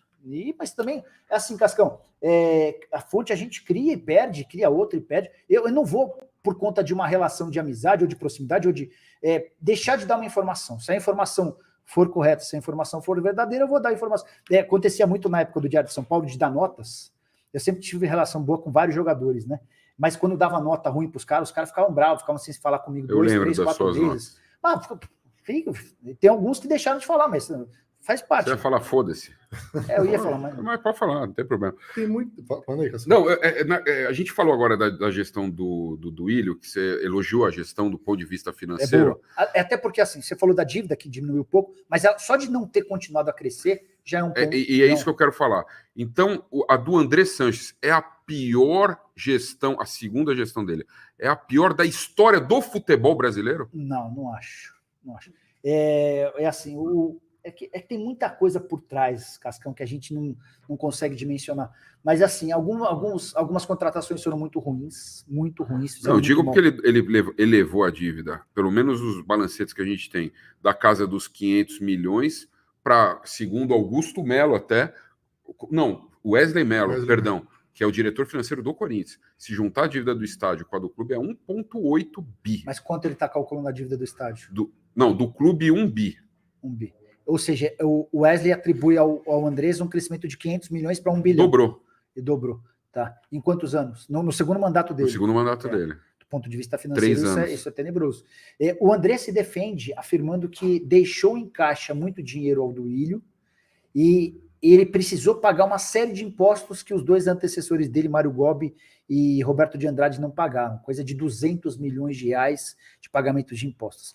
A grande verdade é que a chapa Renovação e Transparência, que do ponto de vista esportivo foi muito boa para o Corinthians, do ponto de vista financeiro foi muito ruim. Os caras pegaram o Corinthians em 2007, naquele mandato tampão. Não conseguiram evitar um rebaixamento que já estava se encaminhando, demonstraram muita força já a partir da Série B, com vice-campeonato de Copa do Brasil, depois com título de Copa do Brasil, título de Série B, título de Libertadores. Os anos, vocês foram muito felizes, especialmente na primeira parte dessa década. Deixou muita gente mal acostumada. Isso. Eu sempre falei isso aí. Mas é uma verdade. A torcida do Corinthians recente é mal acostumada no rolê. Pois os mais antigos, eu como sofredor da luz. Mas enfim, só para completar. Então, assim, do ponto de vista esportivo, eu acho que renovação e transparência foi extremamente eficaz na conquista de títulos e muito mal. Nocivo demais. Na construção de um clube saudável. Hoje, Flamengo e Palmeiras tem muito mais conforto com dívidas do que o Corinthians. O que eu acho que serve de alento ao torcedor corintiano é que o Timão conseguiu voltar a arrecadar bastante. Hoje o Corinthians é capaz de vencer o Palmeiras em faturamento. O Calil veio aqui semana passada e ele falou que não existe clube superavitário no Brasil. Não, o Flamengo é superavitário. O Atlético Paranaense foi superavitário nos últimos 8 anos. Então o Calil não... O Atlético Paranaense foi superavitário nos últimos 8 anos. Desculpa, Calil, mas acho que nessa informação o senhor errou. Tem uma pergunta aqui sobre o Fábio Santos, eu queria perguntar para você, Nicolas, você que é um cara muito bem informado, mas aproveitar os nossos quase 2.000 pessoas... Não, quase não, 2.100 pessoas. Isso é quase porque mais, quase 2.100. Quase 2.100 pessoas. Pô, 2.000, pô. Pedir para você seguir a gente na Alambrada. Quem não pede, não tem. Então eu vou pedir com muito carinho, em nome da Fiel... A gente está começando a nossa caminhada no YouTube. Esse aqui é o Cascão, toco o hino do Corinthians, aí, Cascão, diretor do programa do Neto. Tá aí fixado aí o link. Perguntando. O link está fixado. Eu pedi para que vocês cliquem no nosso link, sigam o nosso canal no YouTube, no Alambrado Alvinegro, junto aqui com o Cascão. A pergunta sobre o Fábio Santos, Nicola, que tá muita gente mandando aqui.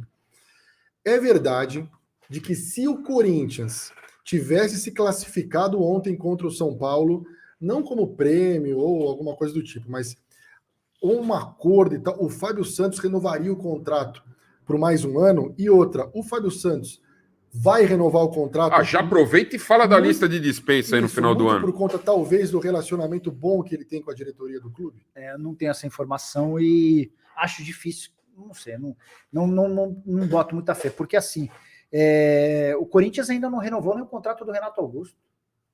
Já teria discutido a renovação do contrato do Fábio Santos? O Renato Augusto é o principal jogador. Tem a questão toda do Corinthians propor, de repente, um contrato de produtividade com o Renato Augusto. Eu até conversei com o Renato recentemente. O Renato deixou bem claro que, depender dele, a renovação do contrato vai acontecer. O Renato quer ficar no Corinthians, ele nem discute outras alternativas. Então paga R$2 para ele. Não, também não acho que não. Você conversou com o Renato Augusto? Troca mensagens com alguma frequência. E como é que foi? Ele tá decidido a ficar no Corinthians. Ele nem cogita outras alternativas. Não adianta procurá-lo por outros clubes. Passa na cabeça dele a única e exclusivamente a permanência no Corinthians para a próxima temporada. Então, de acordo com a tua informação e o teu contato com ele, depender do Renato Augusto, vai renovar, ele fica no vai renovar. O Renato quer ficar... Contrato de produtividade ou contrato... Não cheguei a tocar nesse ponto, mas eu perguntei, Renato, como é que você está vendo o futuro? Porque assim, ainda não haviam procurado o Renato. Mas ele falou, estou tranquilo e quero ficar no Corinthians, os caras sabem que eu quero ficar no Corinthians e tudo leva àquilo que vai acontecer. Então, assim, eu não acho que ninguém em sã consciência procuraria a renovação do contrato com o Fábio Santos antes da renovação do contrato com o Renato Augusto. E assim, o Fábio tem dado sinais de que não dá mais. Não dá mais. Não é inteligente se renovar o contrato com o Fábio Santos. Nem com o Gil. Apesar de você falar que ele melhorou, mas para mim não dá mais. Eu acho também que tem que fazer uma... Aliás, chegou o Veríssimo para substituir o Gil. Essa dupla Veríssimo e Murilo vai ser boa para caramba. E ainda com a opção do Caetano. O Veríssimo é muito bom jogador, cara. O Gustavo Henrique, que foi para o Flamengo e acabou se tornando uma decepção, ele se beneficiou demais. O Veríssimo Você está falando que o Gustavo Henrique era ruim e o Veríssimo fez ele ficar mais ou menos. O Veríssimo salvou o Gustavo Henrique. Cara, o Veríssimo é muito... Ele teve uma contusão que o deixou de fora por um ano. Foi por isso Você não vai falar que o Gamarra salvava o Batata também, né? Salva. Mas essa dupla de zaga tem tudo para ser... o Corinthians só trouxe 2 reforços nessa janela, né? Mas os dois são muito bons. E o Lucas Veríssimo. São muito bons. E até o Cascão fala... Você fala isso direto. O quê? Que o Lucas Veríssimo chegou no Corinthians por empréstimo, certo? Empréstimo até de uma temporada. Uma temporada. Ou seja, ele veio por empréstimo então de 11 meses, porque um mês já se passou e ele não jogou. Ou ele já pagou uma bala, que deve ser na casa dos 800 pau, que você falou, para não jogar. Se não for mais. Para não jogar. Embora não tenha pago nada pelo empréstimo de uma temporada. Mas você não acha curioso o Corinthians contratar jogadores de prestígio, como o Rojas e o Veríssimo? O Corinthians, que é um clube que todo mundo sabe que deve pra caramba, que não consegue contratar ninguém de qualidade. Não é curioso, assim, aí os caras chegam, estão tudo machucado, não conseguem jogar. Não foi uma oportunidade de mercado Não, claro que foi. Que acabou se criando de jogadores... São Paulo, né? Os caras contrataram o Lucas e já meteu o cara para jogar. Mas então, o Corinthians tem feito quase todas as suas contratações sem necessidade de custo de aquisição de direitos econômicos. Você tem 2 modelos de contratação, 3, né? Você traz por empréstimo ou em definitivo. O definitivo é que tem 2 variações. Ou você traz alguém pagando os direitos econômicos, que é quando você compra de outro clube, ou traz um jogador de graça quando está livre no mercado. Veríssimo veio por empréstimo, muito baseado na relação que o Corinthians tem com o Paulo Pitombeira, que o Neto chama de Pitangueiras. Por causa da praia do Guarujá. O Pitombeira é muito próximo do Você lembrou dessa, né? O Pitombeira é muito próximo do Duílio, tem uma relação do Roger Guedes, do João Pedro, que passou pelo Corinthians, entre outros atletas, e aí o Veríssimo acabou indo para lá. O Matias Rojas estava livre no mercado, teve propostas, a oferta do Corinthians, o pacote corintiano foi melhor, salário, direito de imagem, luvas acima de 1 milhão e... Deve estar ganhando perto de 1,5 milhão de reais. Meu Deus. Pelo Corinthians. Meu Deus do céu. Fábio Turan contribui com R$5 aqui com a Alambrada Alvinegro e o meu timão. Ele volta um pouquinho no jogo de hoje perguntando para você, Nicola. O Corinthians foi covarde no jogo da volta ou só mal escalado? Fábio, Alexandre.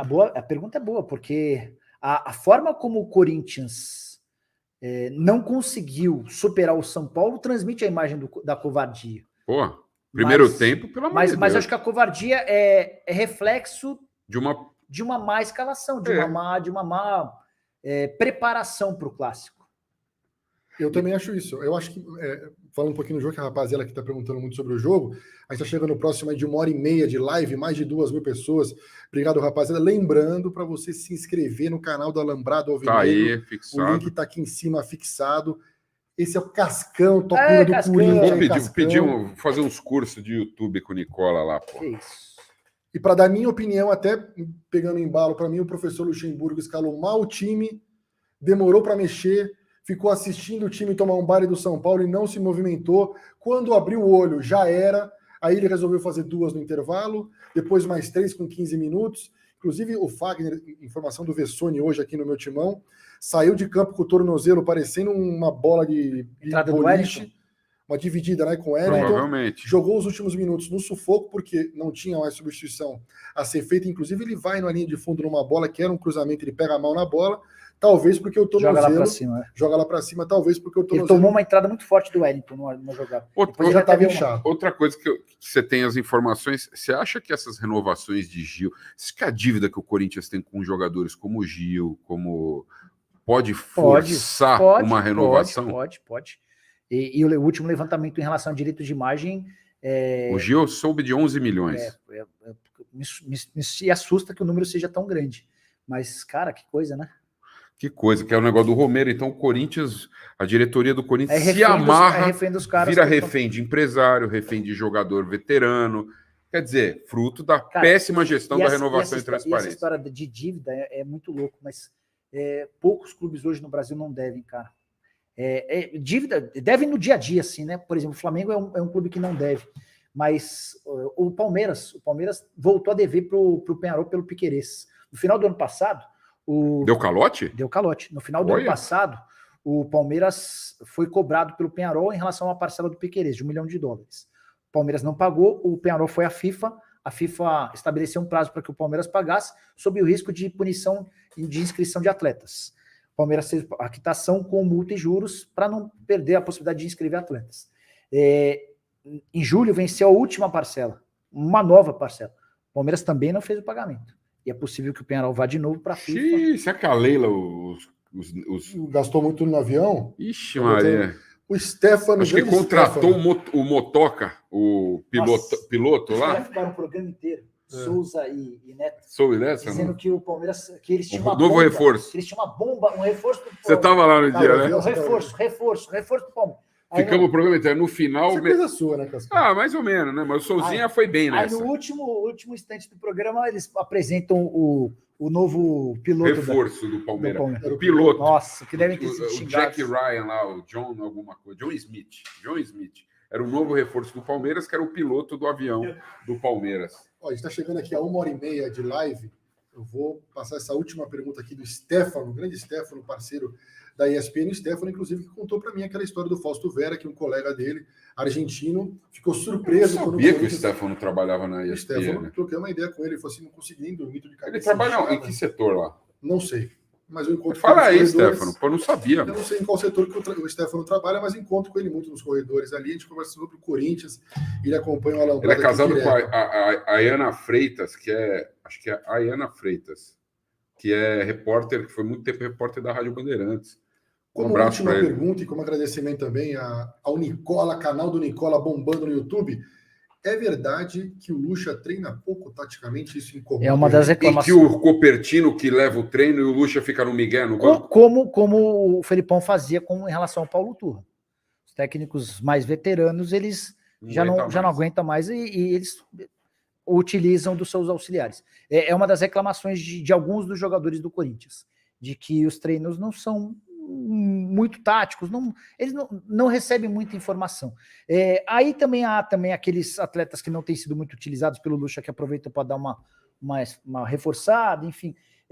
O elenco do Corinthians é um elenco com alguns estrelinhas, com caras com muito tempo de casa. E toda vez que você tem caras com muito tempo de casa, esses caras se sentem muito confortáveis para quererem administrar tudo. Esse aí é o Cássio, o Fagner. Ô, Cascão, a escolha do Lázaro, um bastidorzinho, não foi o Duílio quem decidiu criar o Lázaro. Foram jogadores. Foram jogadores. Depois de um ano, os jogadores no ano passado tomaram muita pancada do Vitor Pereira. A relação, vocês viram, né? Isso ficou público. Por quê? Porque o Vitor Pereira levou os caras a ferro e fogo. Como tem que ser. Como tem que ser. Só que os caras, tem cara no Corinthians que tem 10 anos de casa. E esses caras com 10 anos de casa, eles querem determinar o horário do treino. Caralho. Eles querem determinar o horário do treino, eles querem determinar como é que vai ser feita a viagem, como é que vai ser feita a recuperação. Só que eles não estão pensando no bem do Corinthians quando eles determinam isso. Estão pensando na comodidade deles. Chegou o Vitor Pereira no ano passado e falou, acabou, agora vai ser assim. E na base da pancada. Quando o Vitor Pereira foi embora, os caras chegaram no Duílio. Presida. Foi nosso amiguinho. Vai aqui que a gente vai correr pelo cara. E nisso o Dorival é mais malandro, que ele sabe pros dois lados. Ele nem tanto ao céu, nem tanto a perfeita colocação. É isso aí. Bom, então, chegando aqui a 1h30 de resenha. Só para a última, agora eu prometo a última. Cascão. Perspectiva de futuro. Essa é boa, hein? Do Coringão para 2024.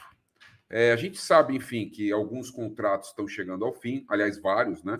Estão chegando ao fim. Entre eles, a gente falou aqui do Fábio Santos e do Gil. Quer dizer, vai dar uma folga financeira. Você ouviu falar alguma coisa?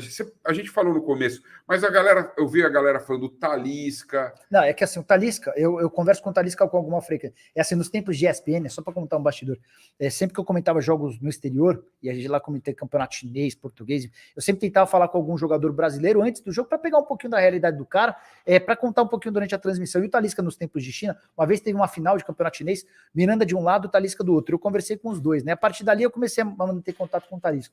E o Talisca já havia me contado que é corintiano fanático e que tem o sonho de jogar no Corinthians. E ele deu uma entrevista ontem ou anteontem ao canal Gold. É assim que se fala, Gold? Gold. Gold. G-O-A-T. É Gold, é Gold. E ele deu uma declaração reafirmando isso, que ele é corintiano e que um dia vai voltar.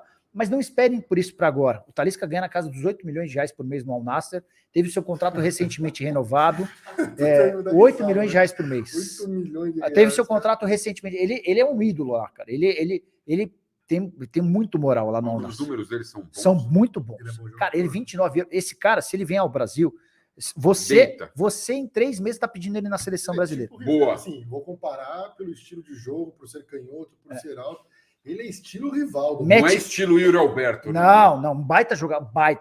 Esse cara, se vem para cá, em 3 meses, em 3 semanas, você está pedindo ele. Essa grana que o Corinthians deu pelo Yuri Alberto, para ele valeria. Os jogadores, enfim. Esse negócio que foi feito com o Yuri Alberto, se fosse com ele, valeria a pena. Muito. Esse cara é fenômeno. E ele vai jogar no Corinthians, mas não vai jogar no Corinthians tão cedo. Hein, Duílio? Mas assim, sobre reforços para a próxima temporada. Sobre reforços para a próxima temporada, só fazer um pedido aqui, Nicola. A gente está chegando próximo a um número bacana aqui no YouTube. Então, pediu, o Nicola vai contar a história sobre reforços da próxima temporada. Pedir para a galera se inscrever. Seguir a gente, estou acompanhando aqui o número de inscritos. Precisamos aí de 31 inscritos para chegar no número. É que pro Nicola dura um segundo, mas para nós... 2.000 pessoas na live. Agora então, onde tá? Tá em cima aí, Cascão? Tá, pô. No chat, lá em cima, você clica e você segue o Alambrado Alvinegro e você vai ouvir aqui a do Nicola, a última do Nicola no Alambrado, sobre reforços para a próxima temporada. Não queria decepcionar o torcedor do Corinthians, mas nesse momento o Duílio e o Alessandro não estão com a cabeça focada em reforços para a próxima temporada. Até porque o Duílio não estará no futebol e o Alessandro possivelmente também não ficará. Se o André Negão for o presidente, o Alessandro está fora. O André vai ser um cara muito próximo. Certo isso. O André vai ser um cara muito próximo ao Andrés. E o Andrés não gosta do Alessandro, então ele está fora. Se vier a oposição, o Alessandro também está fora. Tem o futebol desses caras? Não. Eu acho que o Andrés quem escolhe, quem determina. Então. Mas é assim, o Alessandro e o Duílio estão fora do futebol. Então, eu acho que o foco dos caras vai estar muito nessa reta final de temporada. E aí, o objetivo do Corinthians agora tem que ser a Sul-Americana. O Corinthians tem que brigar para ser campeão. É título que classifica o Corinthians para a Libertadores, para a Recopa Sul-Americana, para uma competição contra um vencedor do futebol europeu, né? E eu até cheguei a contar no programa do Neto, mas assim, a gente vai ter um super campeonato mundial, né? Esse Mundial de Clubes vai deixar de existir, ele vai passar a ter um novo formato, com 8 europeus e 6 sul-americanos. O que se sabe é que 4 desses representantes sul-americanos serão campeões da Libertadores nos últimos 4 anos. As outras 2 últimas vagas ainda não estão decididas. Pode ser sul-americana. Na teoria, não, mas se o Corinthians for um campeão da Sul-Americana, eu acho que no bastidor... Né? Então, é assim, o Corinthians... Essa foi uma das tretas que eu tive lá no programa do Neto. Porque os caras, não, a Sul-Americana... Treta, modo dizendo. Mas o Fabrício pensa assim também. Não, ele prefere o brasileiro. Mas, cara, tem que ser campeão. Eu acho que a Sul-Americana é um torneio para você colocar na galeria, para você levantar... O Corinthians vive do quê? De títulos. De título, cara. O Corinthians vive de Corinthians, já diria. Sim, mas tá bom. Mas deixa eu te...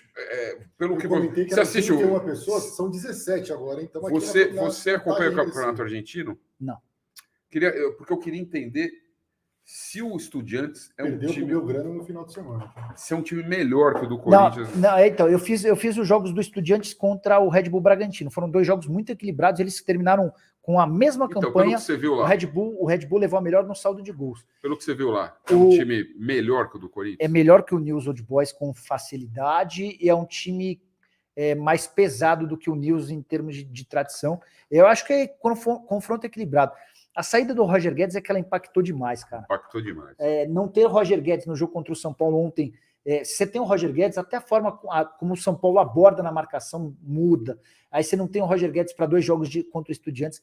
Essa saída foi pesada. Então, eu vou fazer uma última. Agora é a última de verdade, porque faltam 16, eram 31, agora faltam 16. Quase a metade. Siga a gente no YouTube, lá em cima tem o nosso link, você clica para seguir o Alambrado Alvinegro. Tem algum nome do mercado para substituir o Roger Guedes? Algum cara que está solto, que você comentou do Alexis Sanches, né? Que tem. Foi oferecido, mas o Corinthians não tem nenhum interesse no Alexis Sanches. Mas ganhava uma bala também. O Alexis Sanches estava no Olympique de Marselha, jogou bem, fez uma boa temporada. Está pedindo R$2 milhões para jogar no Brasil, mas ele pede sem ter convicção de que ele quer vir para o Brasil. A prioridade do Alexis Sanches é jogar na Europa. Hoje, inclusive, surgiu na Espanha a possibilidade de jogar no Betis. Só se ele não arranjar nada lá é que ele vem para o Brasil. É aquele pedir para não vir, né? Miguel. Mas é bom jogador, cara.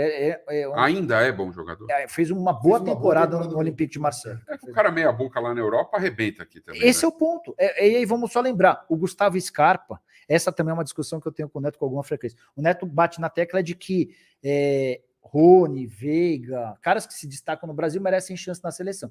E eu penso diferente, porque o Scarpa foi eleito o craque do Campeonato Brasileiro no passado, vocês lembram, né? Ele foi pro Nottingham Forest, time na parte de baixo da tabela. Mas aí não tem o problema emocional dele ter... Não, mas tudo bem. Vou usar outro exemplo. Ele foi pro Nottingham Forest, jogou 10 partidas e o Nottingham Forest falou, você não tá nos planos, vai pro Olympiacos, que é do mesmo dono. O Lucas Moura fez uma temporada muito, mas muito abaixo no Tottenham, um time mediano do futebol inglês. Cara, mediano que você diz da qualidade técnica hoje, né? Não briga, não. Mas é um time grande. Sim, tá bom, mas não. O principal rival do Arsenal. Sim, mas não. Time de Londres. Que eu acho que ele torce pro Tottenham, você percebeu? Deve ser. Não torce pro É preto e branco?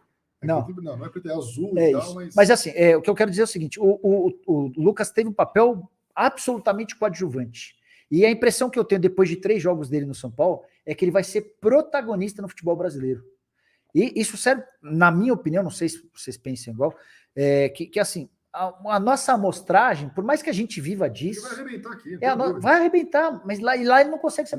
Porque a nossa amostragem, Cascão, é uma amostragem muito pobre, cara. Então a gente tem que... quando analisar o sucesso dos caras aqui para a seleção brasileira, a gente sempre tem que relativizar. E acho que o exemplo que você está dando do Lucas caberia no Alexis Sanches. Ia deitar o cabelo. O Maxi Lopes, vocês lembram do Maxi Lopes? Maxi Lopes, argentino. O Maxi Lopes, ele veio do futebol italiano, jogando mal, arrastado. Ele veio pro Vasco, cara, em pouquíssimo tempo. Ele era o principal jogador do time. Arrebentou, cara. Porque assim... Pesadão ainda. Pesado, né? Enfim. É isso. Bom, é isso aí. Então, Nicola, obrigado por colar. E se inscrevam lá, vamos completar, pô. Final, já faltam 11 minutos. E o nosso um abraço pro Mestre Cuca Burger. Falar pra galera aí que quem entrar em contato com o Instagram deles, Mestre Cuca, porque agora a gente vai comer. O Nicola vai escolher qual que ele quer aqui, ó. Pô, esse aqui é o X-Bacon, meu. X-Bacon, dá pra ver ali? X-Bacon. Ó, quem entrar em contato com o Mestre Cuca, Mestre_Cuca_ Burger, 15 e falar que viu aqui no Alambrado Alvinegros, 15% de desconto. Que tem que estar seguindo o Alambrado, que a gente vai ver se está seguindo. Já vou comer já, mano. Já vou comer já. Nicola, obrigado. Eu que agradeço. Sucesso para você na tua caminhada. Para nós, para vocês também. O canal do Nicola continua maior, crescendo. Lembrando que às terças-feiras, Jorge Nicola está no Donos da Bola da Band. Isso também. E você acompanha o Alambrado Alvinegro às segundas-feiras. Às terças-feiras tem o Descascando. Eita! A gente fala mal dos caras. Pergunta e Cascão tá no meio. É pra falar mal dos caras. Às segundas-feiras o Papo Fiel, que é o nosso programa gourmet. É isso aí. Gourmet, igual o Mestre Cuca. E o Nicola tá com a gente aqui hoje. Obrigado, viu? Nicola. Eu que agradeço. Um abração para todos. Valeu, Cascão. Toca no Corinthians. É nóis, tamo junto. Obrigado, Vitor. Obrigado ao Rodrigão aí. Tamo junto. E vai Corinthians. É nóis. Valeu, rapaziada. Cola no Alambrado e vai Corinthians.